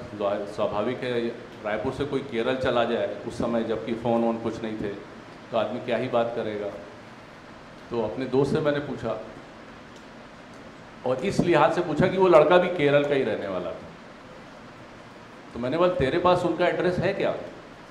तो बोला यार कि अभी का तो मैं संपर्क में नहीं हूँ, लेकिन मुझे भी उन्होंने 17-18 साल पहले कभी बात की थी, तब मेरे पास उनका तब का एड्रेस था। तो मैंने कहा वो एड्रेस दो, ढूंढवाता हूँ। अब मैं पुलिस में था तो थोड़ा सा ये विश्वास था कि वहाँ पर किसी न किसी से रिक्वेस्ट करूँगा कि इस एड्रेस पे जाके हमसे हम देखाओ। तो मेरे को जब वो एड्रेस मिला तो मैंने उस ज़िले के एसपी से बात की। मैं भी उसको नहीं जानता था, लेकिन उसको ये ज़रूर था कि भाई ये भी सीनियर पुलिस अधिकारी हैं, तो छोटी सी रिक्वेस्ट कर रहे हैं, एक एड्रेस देके कि भाई किसी को भेज के पता कर लो वहाँ पर कि मैडम अचम्मा रहती हैं कि नहीं रहती हैं। तो वो पूछा कि सर आप ये क्यों जानना चाहते हैं, कोई क्राइम वाइम में है ज़रूरत? बोला नहीं भाई ये मेरी टीचर रही हैं। तो बोला टीचर से का एड्रेस आप जानना चाहते हैं इतने साल बाद, मतलब कितना साल हो गया होगा आप सोचो, 78 79 की बात है, और उसके बाद 11 साल उधर, 20 साल इधर, 40 साल करीब, 36 37 साल। तो मैंने बोला ये मेरे को 3rd में पढ़ाई थी और अब मैं इनका एड्रेस जानना चाहता हूँ। तो वो जो एसपी था वो भी बड़ा भावुक हो गया कि आप इतनी पुरानी टीचर को ढूंढ रहे हैं अपनी। तो उसने फिर अपने 2 अच्छे लड़कों को इस काम में उसकी सीरियसनेस बता के लगाया। और वो उस एड्रेस पे गए, वहाँ कोई मिला नहीं उनको, जो वहाँ रहने वाले भी किसी को नहीं पता कि यहाँ कोई मैडम अचम्मा जॉर्ज रहती भी हैं कि नहीं। लेकिन उनको ये था कि जिस पर्पस से, जिस उद्देश्य से पूछा गया है, वो उद्देश्य बड़ा अच्छा उद्देश्य है। एक पुराना स्टूडेंट अपनी टीचर को खोज रहा है। तो वो फिर अपनी पुलिस के तरीके होते हैं, वो दुनिया भर के वहाँ के जो पुराने लोग हैं, वहाँ कोई एक सिस्टम भी होता है जिसमें कि एक समाज का रजिस्टर वगैरह भी रहता है, उसमें सब रहता है। तो उन्होंने पूछना शुरू किया कि कोई ऐसा परिवार है जिसमें से कोई व्यक्ति 1 साल के लिए रायपुर छत्तीसगढ़ गया था क्या। ऐसे ढूंढते ढूंढते उनको फिर अल्टीमेटली एक घर मिला और वहाँ वो गए और उसको खटखटाए। तो घर के अंदर से एक बच्ची ने देखा, तो वो देखा कि बाहर 2 पुलिस वाले खड़े हैं, और वो आके अपनी माँ को बताई। वो माँ मेरी टीचर ही थी। तो बोले माँ ये तो पुलिस वाले 2 खड़े हैं। तो उनको डर लगा कि क्यों आ गई पुलिस हमारे घर। तो उस बच्ची ने, खैर वो बड़ी मजबूत सी थी, तो उसने बताया कि नहीं हमने कुछ गलत थोड़ी किया है जो पुलिस हमको कुछ करेगी, चलो देखते हैं क्या है। तो उन्होंने खटखटाया, जब खोला दरवाज़ा तो वो बताए कि आप ही हैं अचम्मा जॉर्ज? बोले हाँ हम ही हैं। बोले आप कभी रायपुर में पढ़ाई थी? तो बहुत पुरानी बात है, मतलब सोचिए 40 साल पुरानी बात है, जब वो 1 साल के लिए रायपुर आई थी और पढ़ाई थी। तो बोले हाँ पढ़ाए थे। तो उन्होंने पूछा कि भाई आपका कॉन्टैक्ट नंबर मेरे को देना है, आप अपना फ़ोन नंबर दीजिए। तो बोले किस लिए चाहिए आपको? उन्होंने बोला आपका कोई स्टूडेंट है पुलिस ऑफिसर बन गया है, वही आपको ढूंढ रहा है। अब उनको क्या पता उनका जो 3री क्लास के इतने बच्चे थे उसमें से कौन है जो पुलिस ऑफिसर बन गया। तो बोले नाम बताओ। बोले नाम हमको नहीं मालूम, आप बस फ़ोन नंबर दीजिए। अब वो फ़ोन नंबर ले लिया उन्होंने और अपने एसपी साहब को दे दिया। एसपी साहब ने मुझे दे दिया। इत्तेफाक ऐसा कि उस दिन मैं किसी कार्यक्रम में था, तो नंबर होने के बावजूद मैं बात नहीं कर पा रहा था। अब इधर इनके कौतूहल के कारण हालत ख़राब है कि अब उस स्टूडेंट का फ़ोन आएगा, तब आएगा, कौन है वो। अच्छा उनकी याददाश्त भी इतनी अच्छी थी कि वो सब उनको याद भी था, सारे बच्चों के नाम, कौन कहाँ बैठता था यह भी याद था। तो वो अपने आप में गेस भी कर रही हैं और दोनों माँ बेटी इंतज़ार भी कर रही, उनकी बेटी भी बड़ी हो गई थी कि कौन है भाई ये। तो जब मेरे को समय मिला तो मैंने कॉल करके उनको बताया। तो बोली अच्छा तुम, और उनको पूरा याद था। तो अब सोचो 40 साल बाद मेरी उनसे बात हो रही थी। फिर उसके बाद बड़ी खुश हुई वो, और कई दिन बात हुई। फिर उन्होंने हमको केरल आमंत्रित किया। तो हम लोग 3 4 5 स्टूडेंट्स इकट्ठा हुए, टूर बनाए और उनके घर केरल उनसे मिलने गए। और केरल गए, उनसे मिले, और वहाँ उनके सम्मान में केरल में ही एक कार्यक्रम किया। और वो भी बड़ी अभिभूत हो गई, बड़ी खुश हो गई। और फिर यहाँ पर हमारा जब रीयूनियन था स्कूल, गोल्डन जुबली थी स्कूल की, तो हम लोगों ने फिर इकट्ठा करके उनको केरल से यहाँ तक फ़्लाइट टिकट से बुलाया और उनको मंच पे भी बुलाया, सम्मानित किया। तो और यहाँ पर भी सब उनको कहानी बताई कि भाई 1 साल जिसने पढ़ाया, सोचिए उससे इतना जुड़ाव है। क्यों? क्योंकि उस टीचर ने इतना जुड़ाव दिखाया। और कोई ऐसी उसकी बात भी याद नहीं उस टीचर की, लेकिन बस इसलिए कि वो जाते जाते वो भावुक हो गई थी। और वो हल्का सा भावुकता का क्षण जो है वो मन में ऐसा उकेर गया था कि 40 साल तक और आज भी मुझे वो चीज़ याद है। तो ये एक संदेश दोनों के लिए है कि टीचर्स को मैं कहना चाहूँगा कि स्टूडेंट्स आपसे संपर्क बहुत कम करेंगे जब वो पढ़ के निकल जाएंगे, लेकिन उनकी स्मृतियों में आप लोग रहते हैं, आपकी बातें रहती हैं।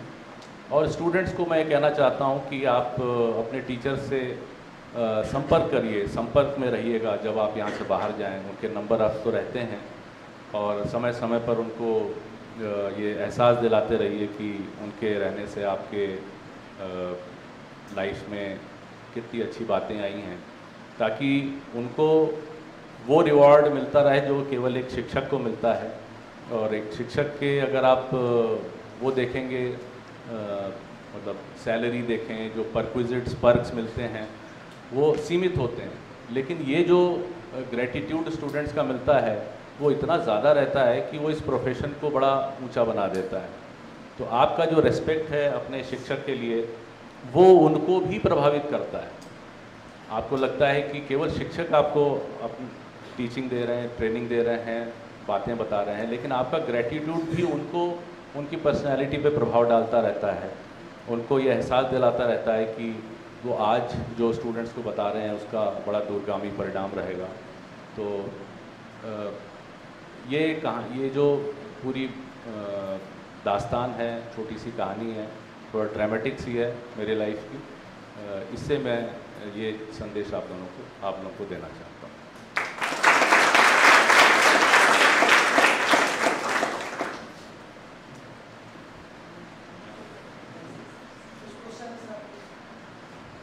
जी, आप लोग के कोई क्वेश्चन है तो हम पहले ले सकते हैं। हाँ जी, विवेक बेटा जी।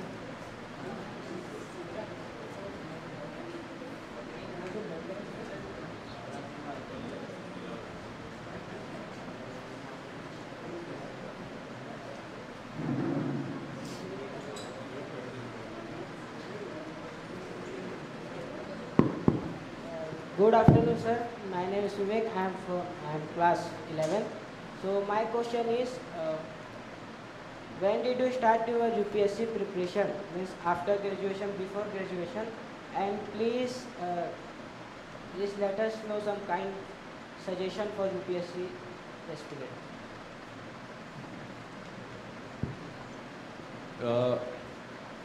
Initially, when I was studying in IIT, my college, at that time again my father had this aspiration for me that I should appear, having succeeded in IIT, now I should appear in civil services examination conducted by UPSC and try to become an IAS or IPS officer. लेकिन उस समय मेरी जो ख्वाहिश थी, मेरी तमन्ना, ambition जो थे, वो था कि मैं जो टेक्नोलॉजी का रास्ता है इसी में रहूं, इसी में करियर बनाऊं और प्राइवेट सेक्टर में, कॉरपोरेट सेक्टर में ही रहूं। But when I joined the corporate sector, so while I was in IIT I did not prepare at all for UPSC. When I joined the private sector, I suddenly started realizing that my connect with people may not be as good in this profession as it would be if I am a civil servant. और उस समय private sector बहुत rewarding भी नहीं था। आज तो corporate sector बहुत अच्छे से अपने ऑफिसर्स का, एम्प्लॉयज़ का ख्याल रखता है, salary packages are very good, but उन दिनों उतना था नहीं, परक्विजिट्स नहीं थे। और जो मेट्रोज़ की लाइफ थी, उस समय दिल्ली में मैं काम कर रहा था, I was working with Tata consultancy services, और मेट्रोज़ की लाइफ बड़ी कष्टकर थी अगर आपके पास पर्याप्त सैलरी नहीं हुआ करती थी। तो my self being from A small humble town like Raipur, जहाँ पर कि बहुत ही खुले कैंपस में रहते थे और बड़ी आसान सी ज़िंदगी थी, स्लो थी, बहुत भागम भाग नहीं थी, उसके मुकाबले दिल्ली की ज़िंदगी बहुत फास्ट थी, बड़ी कम सैलरी में it did not afford adequate facilities, और जो काम का नेचर था वो भी उतना अपील नहीं किया मुझे, जो मेरी अपनी पर्सनल बनावट है। तो उस समय मैंने खुद ही, जो जब पहली बार फादर मेरे से एक्सपेक्ट किए कि तुम सिविल सर्विसेज की तैयारी करो तो मैंने नहीं की, लेकिन जब ये सब स्थिति हुई तो फिर मैंने खुद अपना डिसीजन लिया कि मैं सिविल सर्विसेज की तैयारी करूँगा। एंड देन आई जम्प्ड इन दी फ्रे, और मैं अपनी कंपनी से रिज़ाइन किया और रिज़ाइन करके मैंने तैयारी शुरू कर दी। तैयारी उस समय जो थी आज के मुकाबले भिन्न है, लेकिन कुछ मूल सिद्धांत अगर आप सब्जेक्टिव क्वेश्चंस को लें तो मैं जो पाता हूँ कि जो चीज़ सबसे इम्पॉर्टेंट है और जो आपको इसकी ओर ध्यान देना चाहिए वो है आपका एक्सप्रेशन, कि आप अपनी बात को व्यक्त कैसे करते हैं।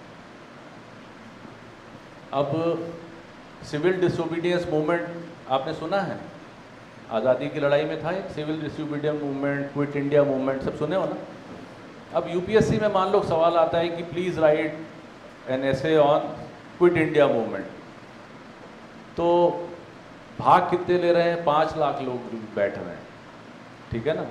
उसमें से कितने लोग हैं जो क्विट इंडिया मूवमेंट के बारे में लिख लेंगे? आपको क्या लगता है?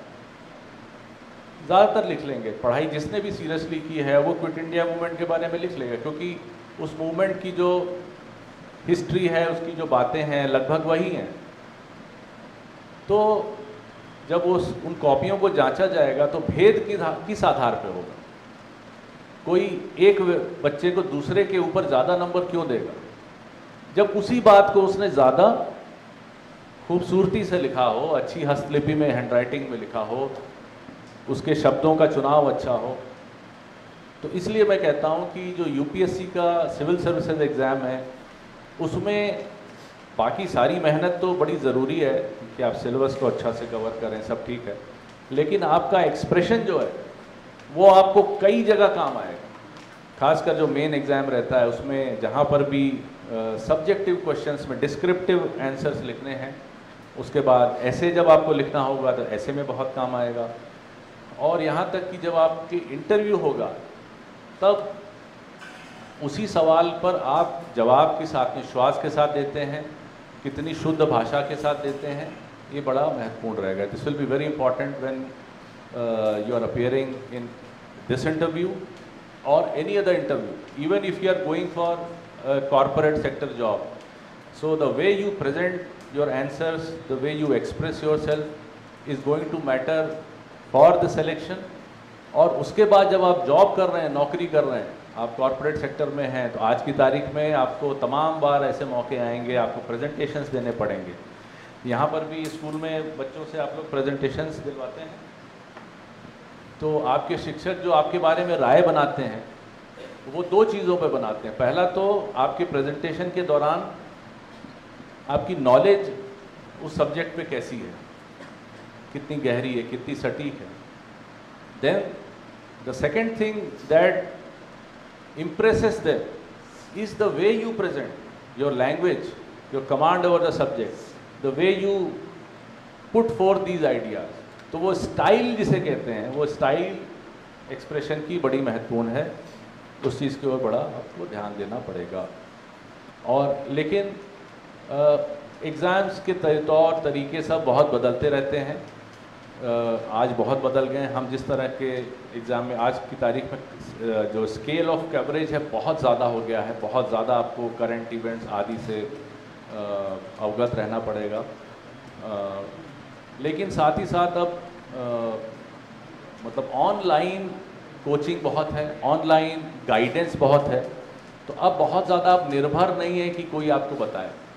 मैं जब आईटी की तैयारी शुरू किया तो I needed a few people who can tell me कि how to prepare for this. I needed a few people। जब मैं सिविल सर्विसेज की तैयारी कर रहा था कि कुछ लोग जो इधर या तो तैयारी कर रहे हैं या सेलेक्ट हो गए हैं, उनसे मिलूं, उनसे गाइडेंस लूं, इस चीज़ को कैसे पढ़ते हैं, इस टॉपिक को कैसे पढ़ते हैं, क्या चुना जाए, क्या छोड़ दिया जाए, कितना सब्जेक्ट को कवर किया जाए, आदि आदि। लेकिन आज की तारीख में काफ़ी कुछ गाइडेंस ऑनलाइन अवेलेबल है, तो उस तरह के 1-to-1 गाइडेंस की बहुत ज़्यादा आपको ज़रूरत नहीं है कि आप 4 IAS 5 IPS अफसर से मिलें।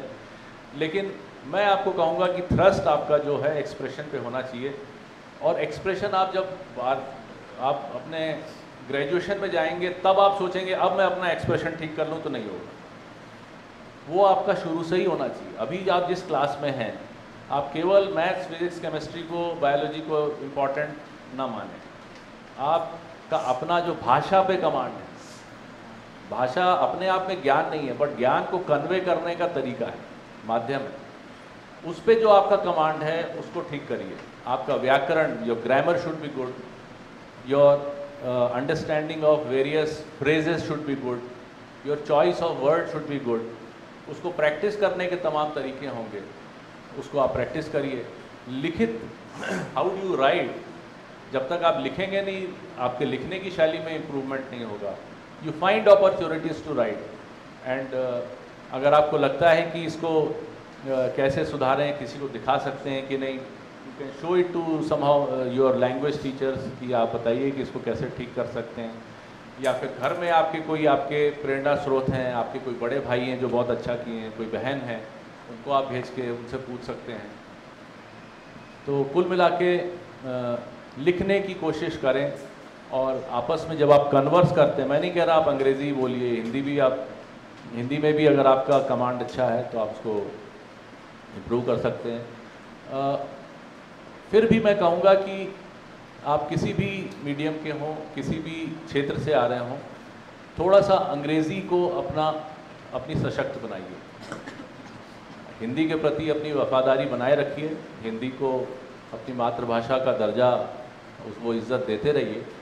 लेकिन अंग्रेज़ी अब एक अंतर्राष्ट्रीय भाषा है, और किसी भी सब्जेक्ट की नॉलेज को अगर आप देखेंगे तो वो इंग्लिश की बुक्स में ज़्यादा सुलभ है। आपको अगर फिज़िक्स की बुक देखनी है तो the best books would not be in Hindi और मराठी और Tamil, they would always be in English. तो इंग्लिश पर्याप्त आए आपको, ये ध्यान रखिए, और इंग्लिश में एक्सप्रेशन आपका अच्छा रहे, ये भी ध्यान रखिए। हमारे जितने लीडर्स हुआ करते थे फ्रीडम स्ट्रगल, सब में ये सब अंग्रेज़ी के बड़े भारी मर्मज्ञ थे, बहुत अच्छे अंग्रेज़ी दां थे। हिंदी की इज़्ज़त सबसे ज़्यादा करते थे, भारतीयता की इज़्ज़त सबसे ज़्यादा करते थे, लेकिन अंग्रेज़ी इतनी पर्याप्त जानते थे कि आप उसको आज भी पढ़ें तो you will be left super impressed. और कुछ, I hope I have answered the question.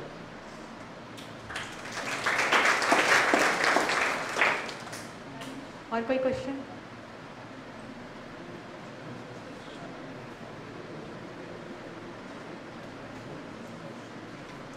नमस्ते, मेरा नाम राजेश है, मैं क्लास 12th कॉमर्स स्ट्रीम से हूँ। तो मेरा एक ये सवाल था कि जैसे आपकी जो पूरी लाइफ जर्नी थी उसमें आपने बहुत से इंसिडेंट्स आपने शेयर की, तो एक ऐसा इंसिडेंट जानना चाहता था कि आपको उसमें कुछ एथिकल लगा हो, क्योंकि आप एक पुलिस सर्विस में हो, तो कभी कुछ ऐसा घटना हो कि आपको लगे कि वो भली एक लॉ के हिसाब से गलत किया किसी व्यक्ति ने, बट ऐसा देखा जाए एक सिचुएशन में उसने सही भी किया हो, ऐसा कि आपको कभी कोई ऐसा इंसिडेंट्स याद आता हो तो प्लीज़ शेयर कीजिएगा। ऐसे अवसर पुलिस ऑफिसर के सामने बहुत आते हैं, और उस समय आपको जो सही लग रहा है वो करें, यही उसका मूल मंत्र है। और कई ऐसे अवसर आए जबकि मैंने ऐसा किया है, और अपने लिए यही मापदंड रखा कि आज से 10 साल बाद, 20 साल बाद जब मैं अपने करियर को वापस देखूंगा, तो ये जो निर्णय मैंने लिया, जो भी कदम उठाया, ये मुझे शर्मसार न करे। मेरे अपने जो ट्रेनिंग में मेरे अपने फैकल्टी मेंबर्स थे, वो खुद अपने आप में बड़े सिद्धांतवादी व्यक्ति रहे हैं, ऑफिसर्स रहे हैं, और उनकी शिक्षा भी यही रही है, उनके लिए संस्कार भी यही रहे हैं।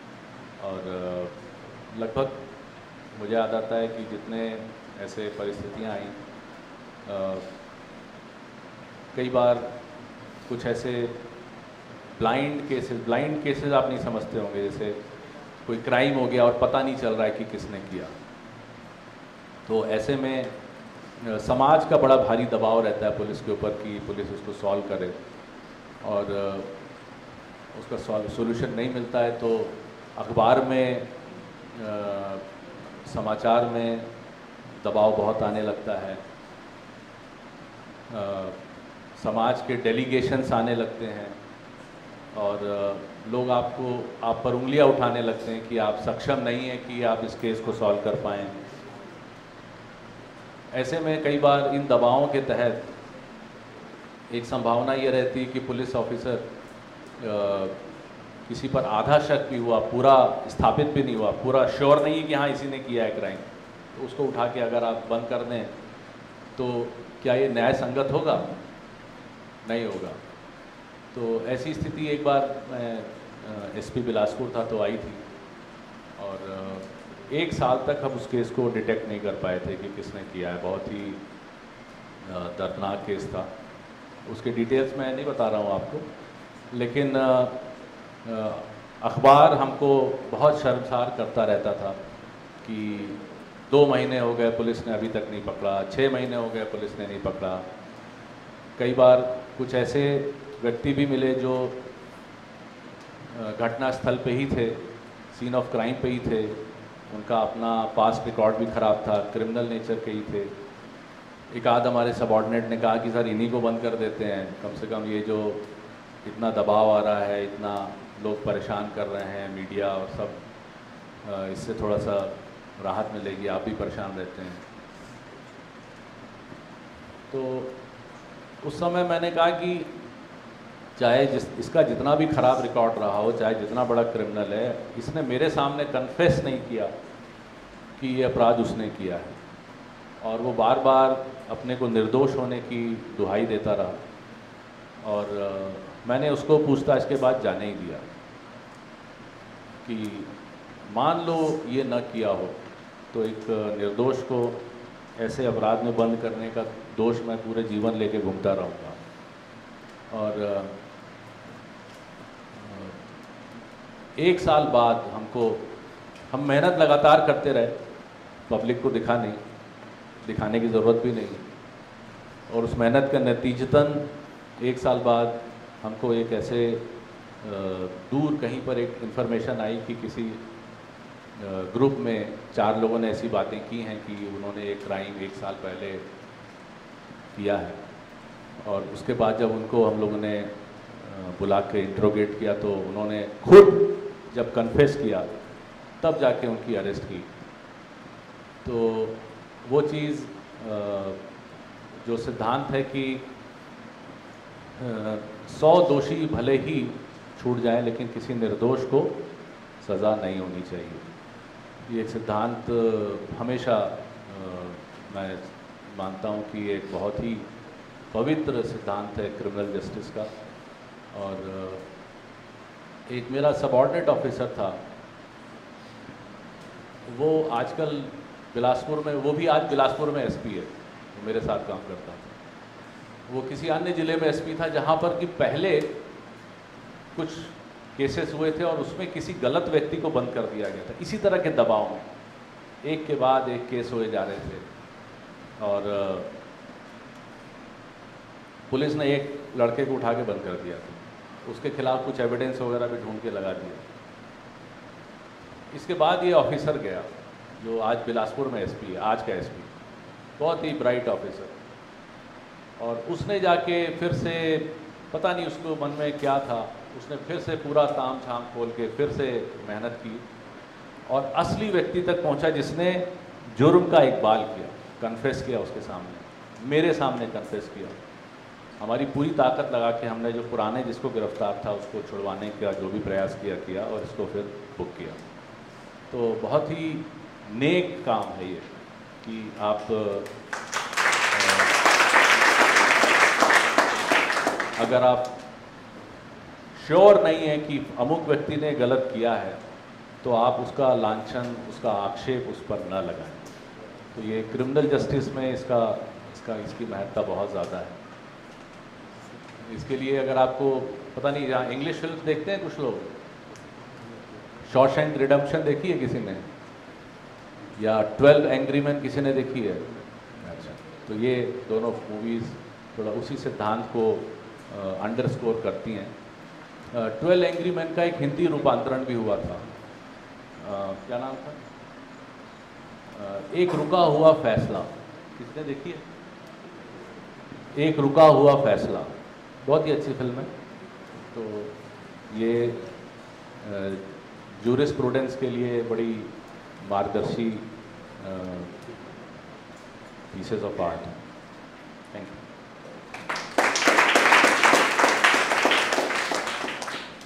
दो बच्चों का और था, क्विकली कर लेते हैं।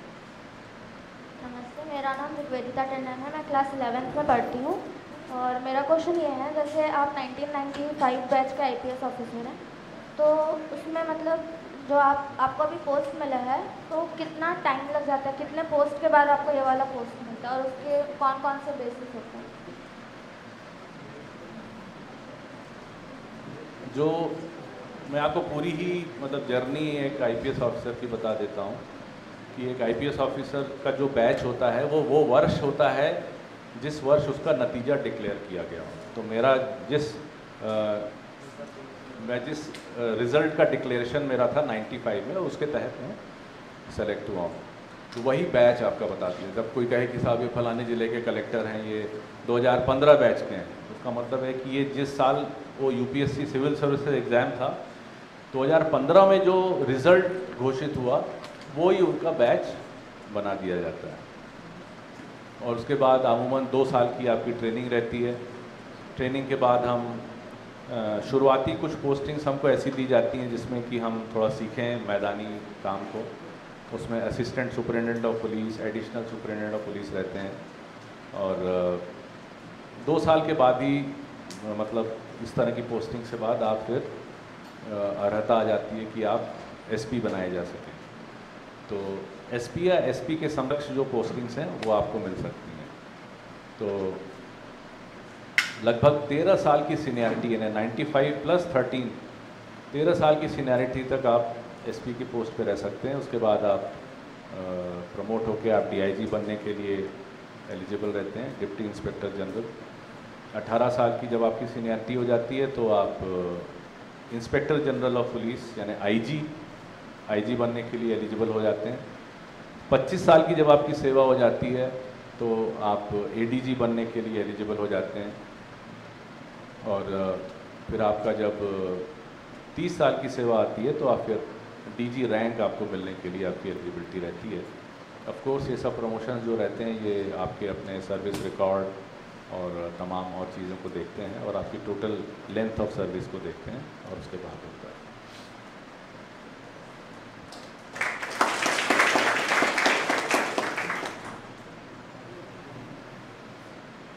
Namaste, my name is Himanshi Rao. I study in class 11 commerce, and my question is, can you share with us your daily schedule as ADGP? अब ये गवर्नमेंट जॉब है तो गवर्नमेंट जॉब का डेली शेड्यूल तो वही है कि सुबह आप दफ्तर जाएं और दफ्तर में अभी जो रिस्पॉन्सिबिलिटीज़ हैं वो हेडक्वार्टर की हैं। मेरी हेडक्वार्टर में काफ़ी कुछ जो काम है वो एडमिनिस्ट्रेटिव रहता है। और अभी की रिस्पॉन्सिबिलिटीज़ में ऑफिस में जो एक तो बजट, फाइनेंस, पुलिस के जो सामान साजो सामान खरीदने की ज़िम्मेदारी, इसके साथ टेक्निकल सर्विसेज की ज़िम्मेदारी है। उससे जुड़े हुए मैटर सामने आते हैं। आपको डायल 112 मालूम है, इमरजेंसी सर्विस 112? आपने कभी गाड़ी देखी है 112 की? तो 112 का है जिम्मेदारी। उसके अलावा साइबर क्राइम सुना है आपने? तो साइबर क्राइम, ऑनलाइन ठगी, इसके भी लोग अक्सर शिकार हो जा रहे हैं। उन लोग को कैसे राहत पहुंचाया जाए, पुलिस उसमें कैसे काम करे, किस तरह से आपस में कोऑर्डिनेशन करे, इससे जुड़े मैटर सामने आते हैं। टेलीकम्युनिकेशंस, ट्रैफिक, रोड ट्रैफिक किस तरह से ठीक हो, उसमें किस तरीके से क्यों एक्सीडेंट्स हो रहे हैं, क्यों डेथ्स ज़्यादा हो रही हैं, इसका एनालिसिस रहता है। तो ये सब तमाम काम रहते हैं। इनसे जुड़े हुए जो एडमिनिस्ट्रेटिव मैटर्स रहते हैं। तो कुल मिला के पूरा दिन ये मल्टीपल रिस्पॉन्सिबिलिटीज़ के कारण इनके इसमें रह जाता है। और सैटरडे संडे चूँकि छुट्टियां रहती हैं तो उस समय मैं फिर अपने मन की चीज़ कर लेता हूँ। कभी फोटोग्राफी कर लेता हूँ, कभी आप जैसे आज आप लोगों के बीच आ गया तो ऐसे ही बच्चों के बीच आ गया, और कभी कहीं घूमने चले गए तो वो 2 दिन रेस्ट के रहते हैं। तो बहुत ज़्यादा अभी रिमार्केबल या ड्रामेटिक नहीं है कि इसकी कोई कहानी बन सके, ऐसा ही रहता है।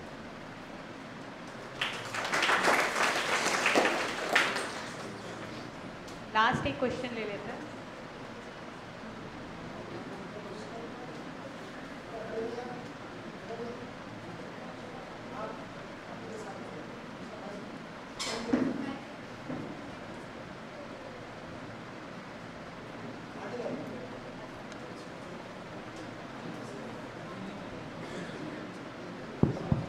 नमस्ते, तो मैं देवानंद हूँ। मेरा क्वेश्चन 11वीं क्लास से हूँ मैं।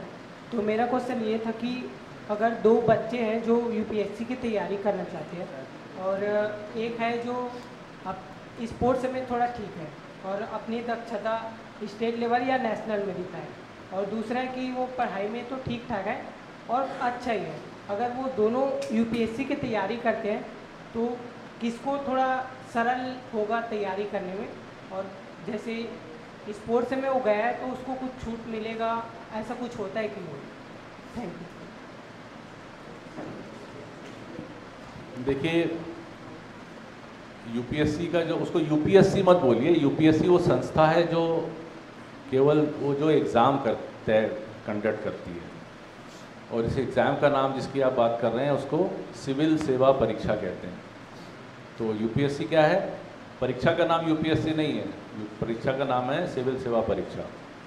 और यूपीएससी वो संस्था है जो इसे कराती है। वो केवल यही नहीं, इसके अलावा और भी तमाम परीक्षाएं संपादित करती है।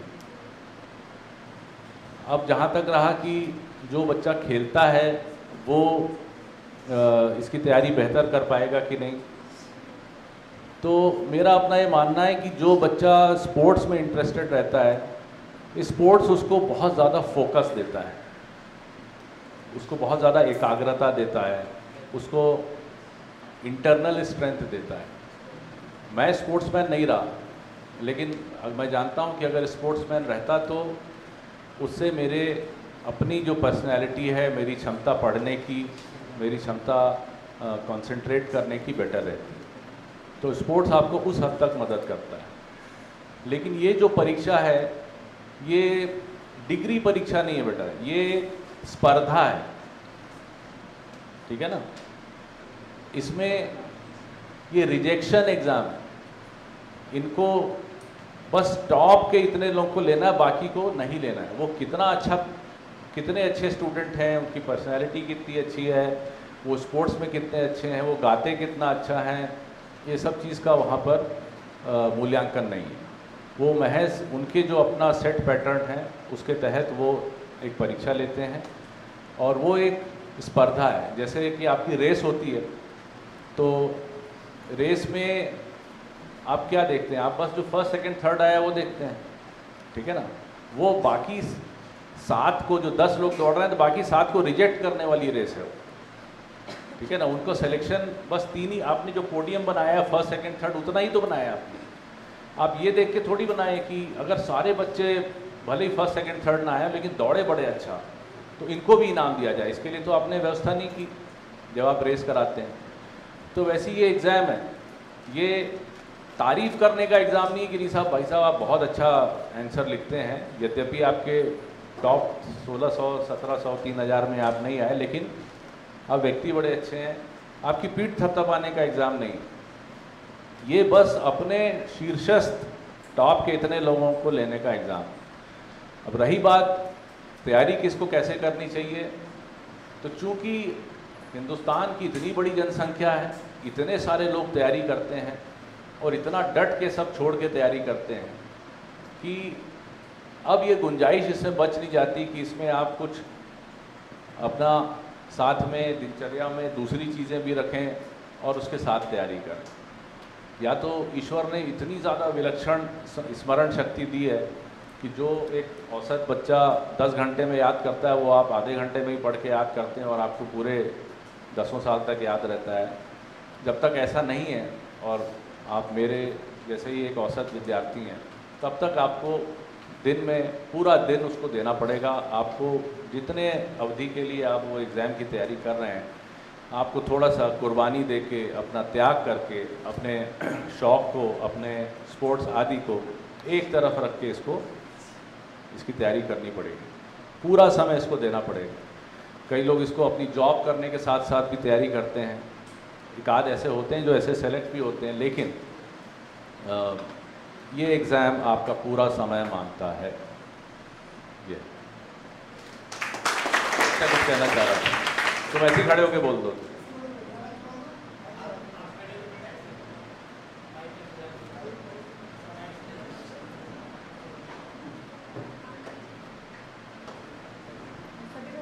नमस्कार, मेरा नाम रुद्राक्ष और मैं धनतेरस है। तो मेरे दो सवाल है। पहला है कि क्या आपको कभी भय हुआ है अपने पद को छोड़ने का? और दूसरा सवाल, आपके 10th के बोर्ड में कितने मार्क्स आए? आपके 10th के बोर्ड में कितने परसेंट आए थे रैंक पर?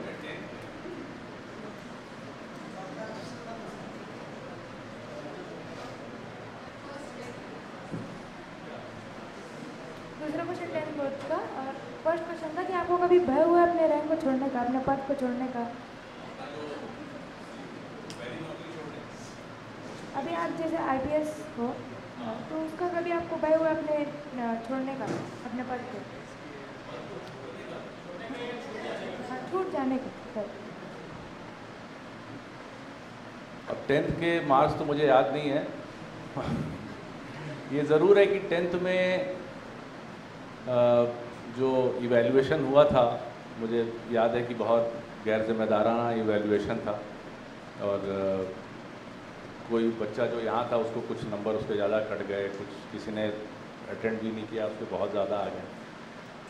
हम लोग का पहला बैच था जो कि 10+2 वाले पद्धति में आया था, और हमारे पहले स्कूल 11वीं तक ख़त्म हो जाता था। तो पहला बैच था जिसने 10+2 देखा था, और उस समय शायद जो इवैल्यूएशन पद्धति थी वो भी बड़ी सुव्यवस्थित नहीं थी। तो कुछ ऐसे हादसे से हुए कि वो बहुत अच्छे नंबर नहीं आए, डिस्पाइट माई ओके परफॉर्मेंस। जहाँ पर मैं एक्सपेक्ट कर रहा था फुल आए, फुल नहीं आए। तो वो चीज़ उस बारे में मुझे याद है। और उन दिनों बहुत ज़्यादा परसेंटेजेस भी नहीं आते थे, तो उसको सुन के आप इम्प्रेस भी नहीं होंगे बहुत ज़्यादा। जो टॉपर था स्टेट का, प्रॉब्ली उसका 83% या कुछ था, जहाँ तक मुझे ध्यान है। डॉक्टर बना था, संजय जैन करके कोई था, छत्तीसगढ़ का ही था वो। तो ये था। और जहाँ तक पद छूटने का भय तो जनरली नहीं रहता, जब तक कि आप कोई बहुत ज़्यादा कुछ ऐसा कुछ बहुत बड़ा गड़बड़ किए हो और कहीं आप कोई उसमें आपको घसीट ले। तो नॉर्मली ये एक ऐसा सुख है जो कि सरकारी नौकरी में रहता है, तो लोग इसके कारण सरकारी नौकरी में ज़्यादा आते हैं। और अगर आपका परफॉर्मेंस ठीक है तो ये दिक्कत नहीं रहती।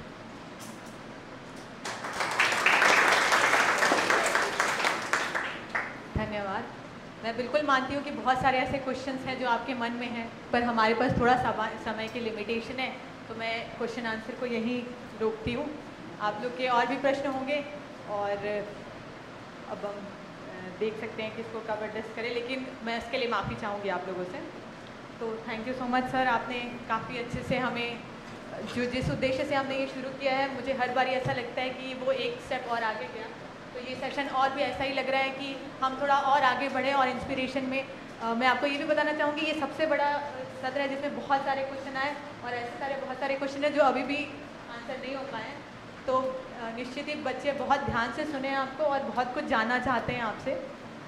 मेरा भी बहुत कुछ चीज़ों में मेरा भी ध्यान गया जो मैं भी शेयर करना चाहूँगी। जब आप शेयर कर रहे थे तो मैं भी इससे इंस्पायर हुई। जैसे जो खुद से कोशिश करने वाली बात है, मुझे बहुत ही अच्छी लगी कि सही बात है, अगर हम खुद से प्रयास करना शुरू करते हैं तो निर्भरता कम होती है और रोमांच बढ़ता है, जो सर ने एड्रेस करा ही। और इवेंचुअली जो होता है कि हमारा कॉन्फिडेंस बढ़ता है उस दिशा में और हम कुछ अचीव कर ही पाते हैं। तो एक मेरा बड़ा ध्यान गया इसमें, इसके लिए मैं आप धन्यवाद करना चाहूँगी आपको। उसके साथ साथ इस बार आपके पूरे सेशन से ये समझ में तो आया ही कि मेहनत एक बहुत इम्पॉर्टेंट पार्ट है ही। प्रिपरेशन को ध्यान समय देना ही होता है और उसको बहुत ध्यान से करना ही होता है और इवेंचुअली उसका कुछ अच्छा रिजल्ट निकल के आता ही है। और एक जो हम सबको ही ध्यान दिलाया, ये पूरे स्कूल के लिए है कि एक सस्टेनेबल अर्थ की तरफ हम और थोड़े अवेयर हों और उस तरफ कुछ सोच पाएँ, तो हम बिल्कुल भी इस पर प्रयास करेंगे आगे जाके। और जो कि लास्ट वाली स्टोरी थी वो मेरे लिए भी एक बहुत इंस्पिरेशन है कि मैं भी ऐसी अच्छी टीचर, क्योंकि मैं एक टीचर हूँ, तो सही बात है कि हमसे जो भी जाती है बच्चों तक बात, वो उनको ध्यान में रहती है, तो हम कितने ज़िम्मेदार पद में हैं ये भी ध्यान जाता है, और बच्चे भी जितने सिंसियरली उसको सुने ये भी ध्यान में जाता है। तो ये मेरे लिए भी बहुत इंस्पिरेशनल रहा। साथ ही एक और बात मेरी बहुत ध्यान में गई, मैं एक मध्य दर्शन को भी एक्सप्लोर कर रही हूँ, तो आपने एक बहुत अच्छी बात कही कि सेवा से सेटिस्फेक्शन मिलता है। तो मैं मतलब यहाँ पे खड़े होकर मुझे एक बार और रीइंफोर्स हो गया ये बात की सही बात है, सेवा एक बहुत ही महत्वपूर्ण काम है जिससे सेटिस्फेक्शन व्यक्ति को मिलता है। तो इसके लिए मैं बहुत आभारी हूँ कि आपने इतनी चीज़ों में हमें इंस्पायर किया। आगे मैं वोट ऑफ थैंक्स के लिए अवधेश भैया जी को सादर आमंत्रित करती हूँ। अवधेश भैया जी डायरेक्टर हैं समाधान महाविद्यालय के। भैया जी मैं आपसे निवेदन करूँगी कि आप इस सत्र में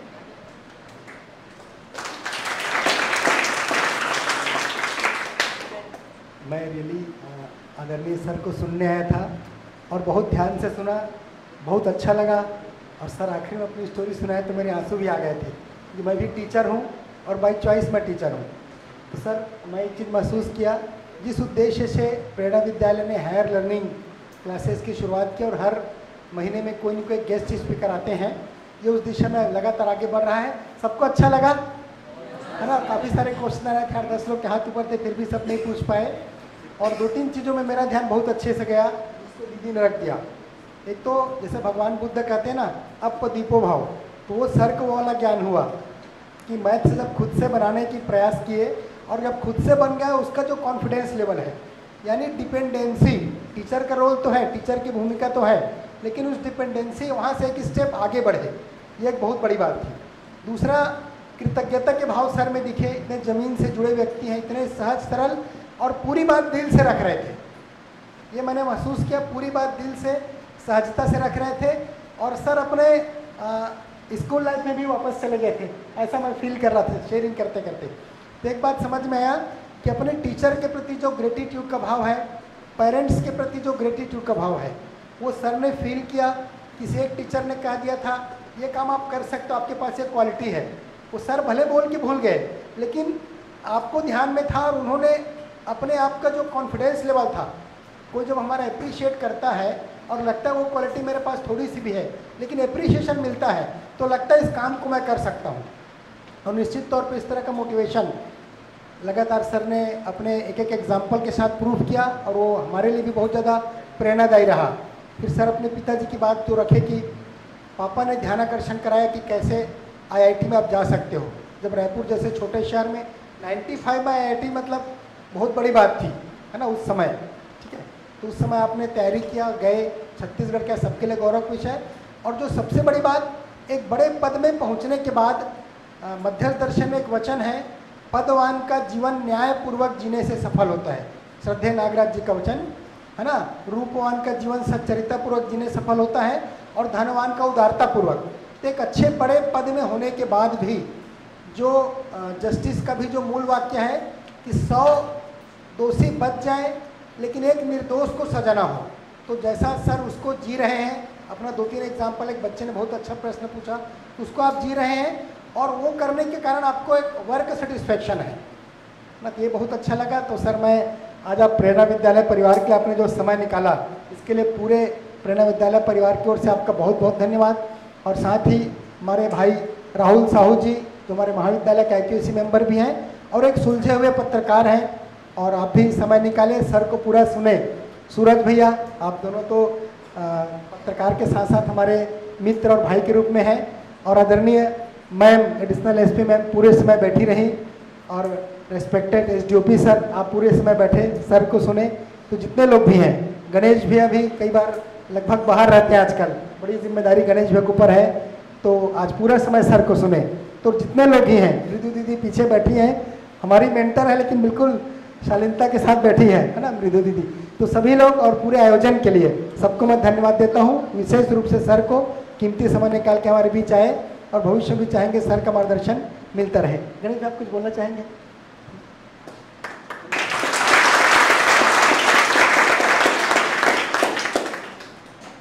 मैंने सभी बातें मतलब जो बहन ने बोली और अभिल भाई ने बोली वो सब बातें एकदम जहन में थी कि सारी बातें मैं भी शेयर करूं। एक बात बस जोड़ूंगा कि आदरणीय अजय जैन भैया का मतलब हम लोग जिस ढंग से अंतरंगता है और हमारे गुरु भाई के रूप में एक जैसे गुरु जैसे हमारे बड़े भैया हैं वो उन्होंने बहुत बड़ा कॉर्पोरेट का जॉब, आप दोनों साथ में पढ़ाई किए है ना, तो वो जॉब छोड़े रहे। हमको लगता था कि उनके अंदर एक अलग लेवल की पवित्रता है, पुण्य है, जिसके कारण वो सब ये सब करके रहे। लेकिन मैं मतलब बहुत ही आश्चर्यचकित हूँ है ना, एकदम एग्जैक्ट सेम वो पवित्रता, वैसा ही मतलब पुण्य का भाव और पूरा अपने पद, इतने बड़े पद के साथ पूर्ण जस्टिस के साथ रहने की जो प्रैक्टिस, मतलब मेरे लिए बहुत अकल्पनीय रहा था। एकदम एग्जैक्ट मैं बिल्कुल अजय जैन जैसा भैया जैसा ही आपको पाया। बहुत बड़ी खुशी की बात है, सौभाग्य हमारा। Thank you so much sir, thank you.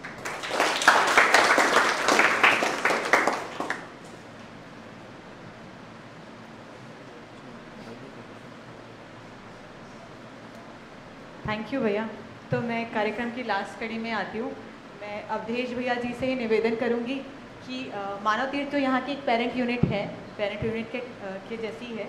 वहाँ से कुछ उत्पादन का सामान आया है और विद्यालय की तरफ से मोमेंटो। तो ये अवधेश भैया से मैं रिक्वेस्ट करूँगी कि माननीय श्री प्रदीप गुप्ता जी को संप्रेम भेज दें।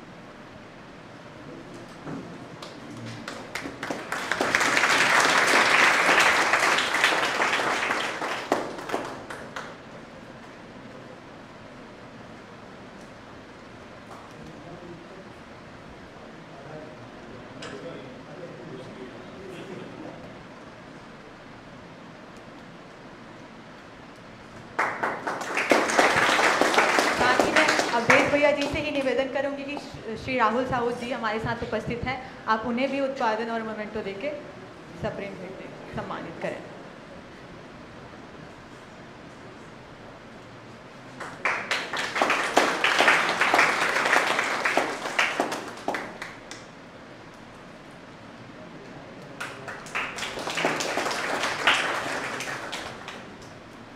मैं गणेश भैया जी से निवेदन करूंगी कि श्री मनोज सर जी का इस उत्पादन और मोमेंटो से स्वागत और सम्मान करें।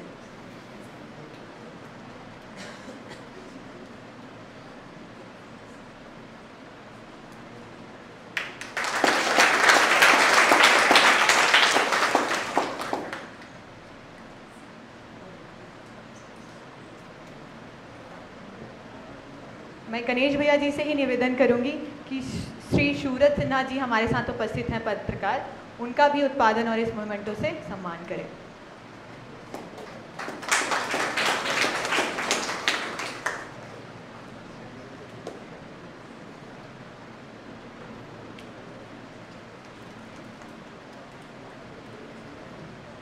थैंक यू भैया।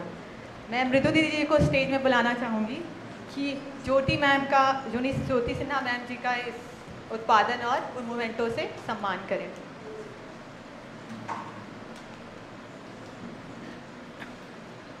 तालियां बजती रहनी चाहिए।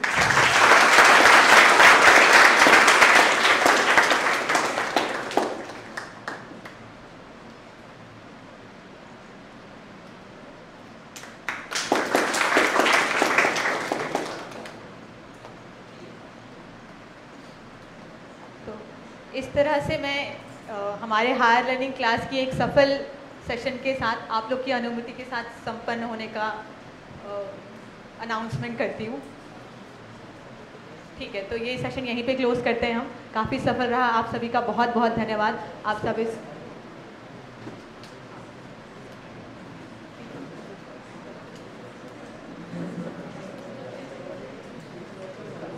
ठीक है, गर्ल्स निकल सकती हैं, गर्ल्स पहले निकल सकते हैं, फिर बॉयज़ निकल सकते हैं। अतिथियों से निवेदन है कि टीचर्स के साथ अगर हम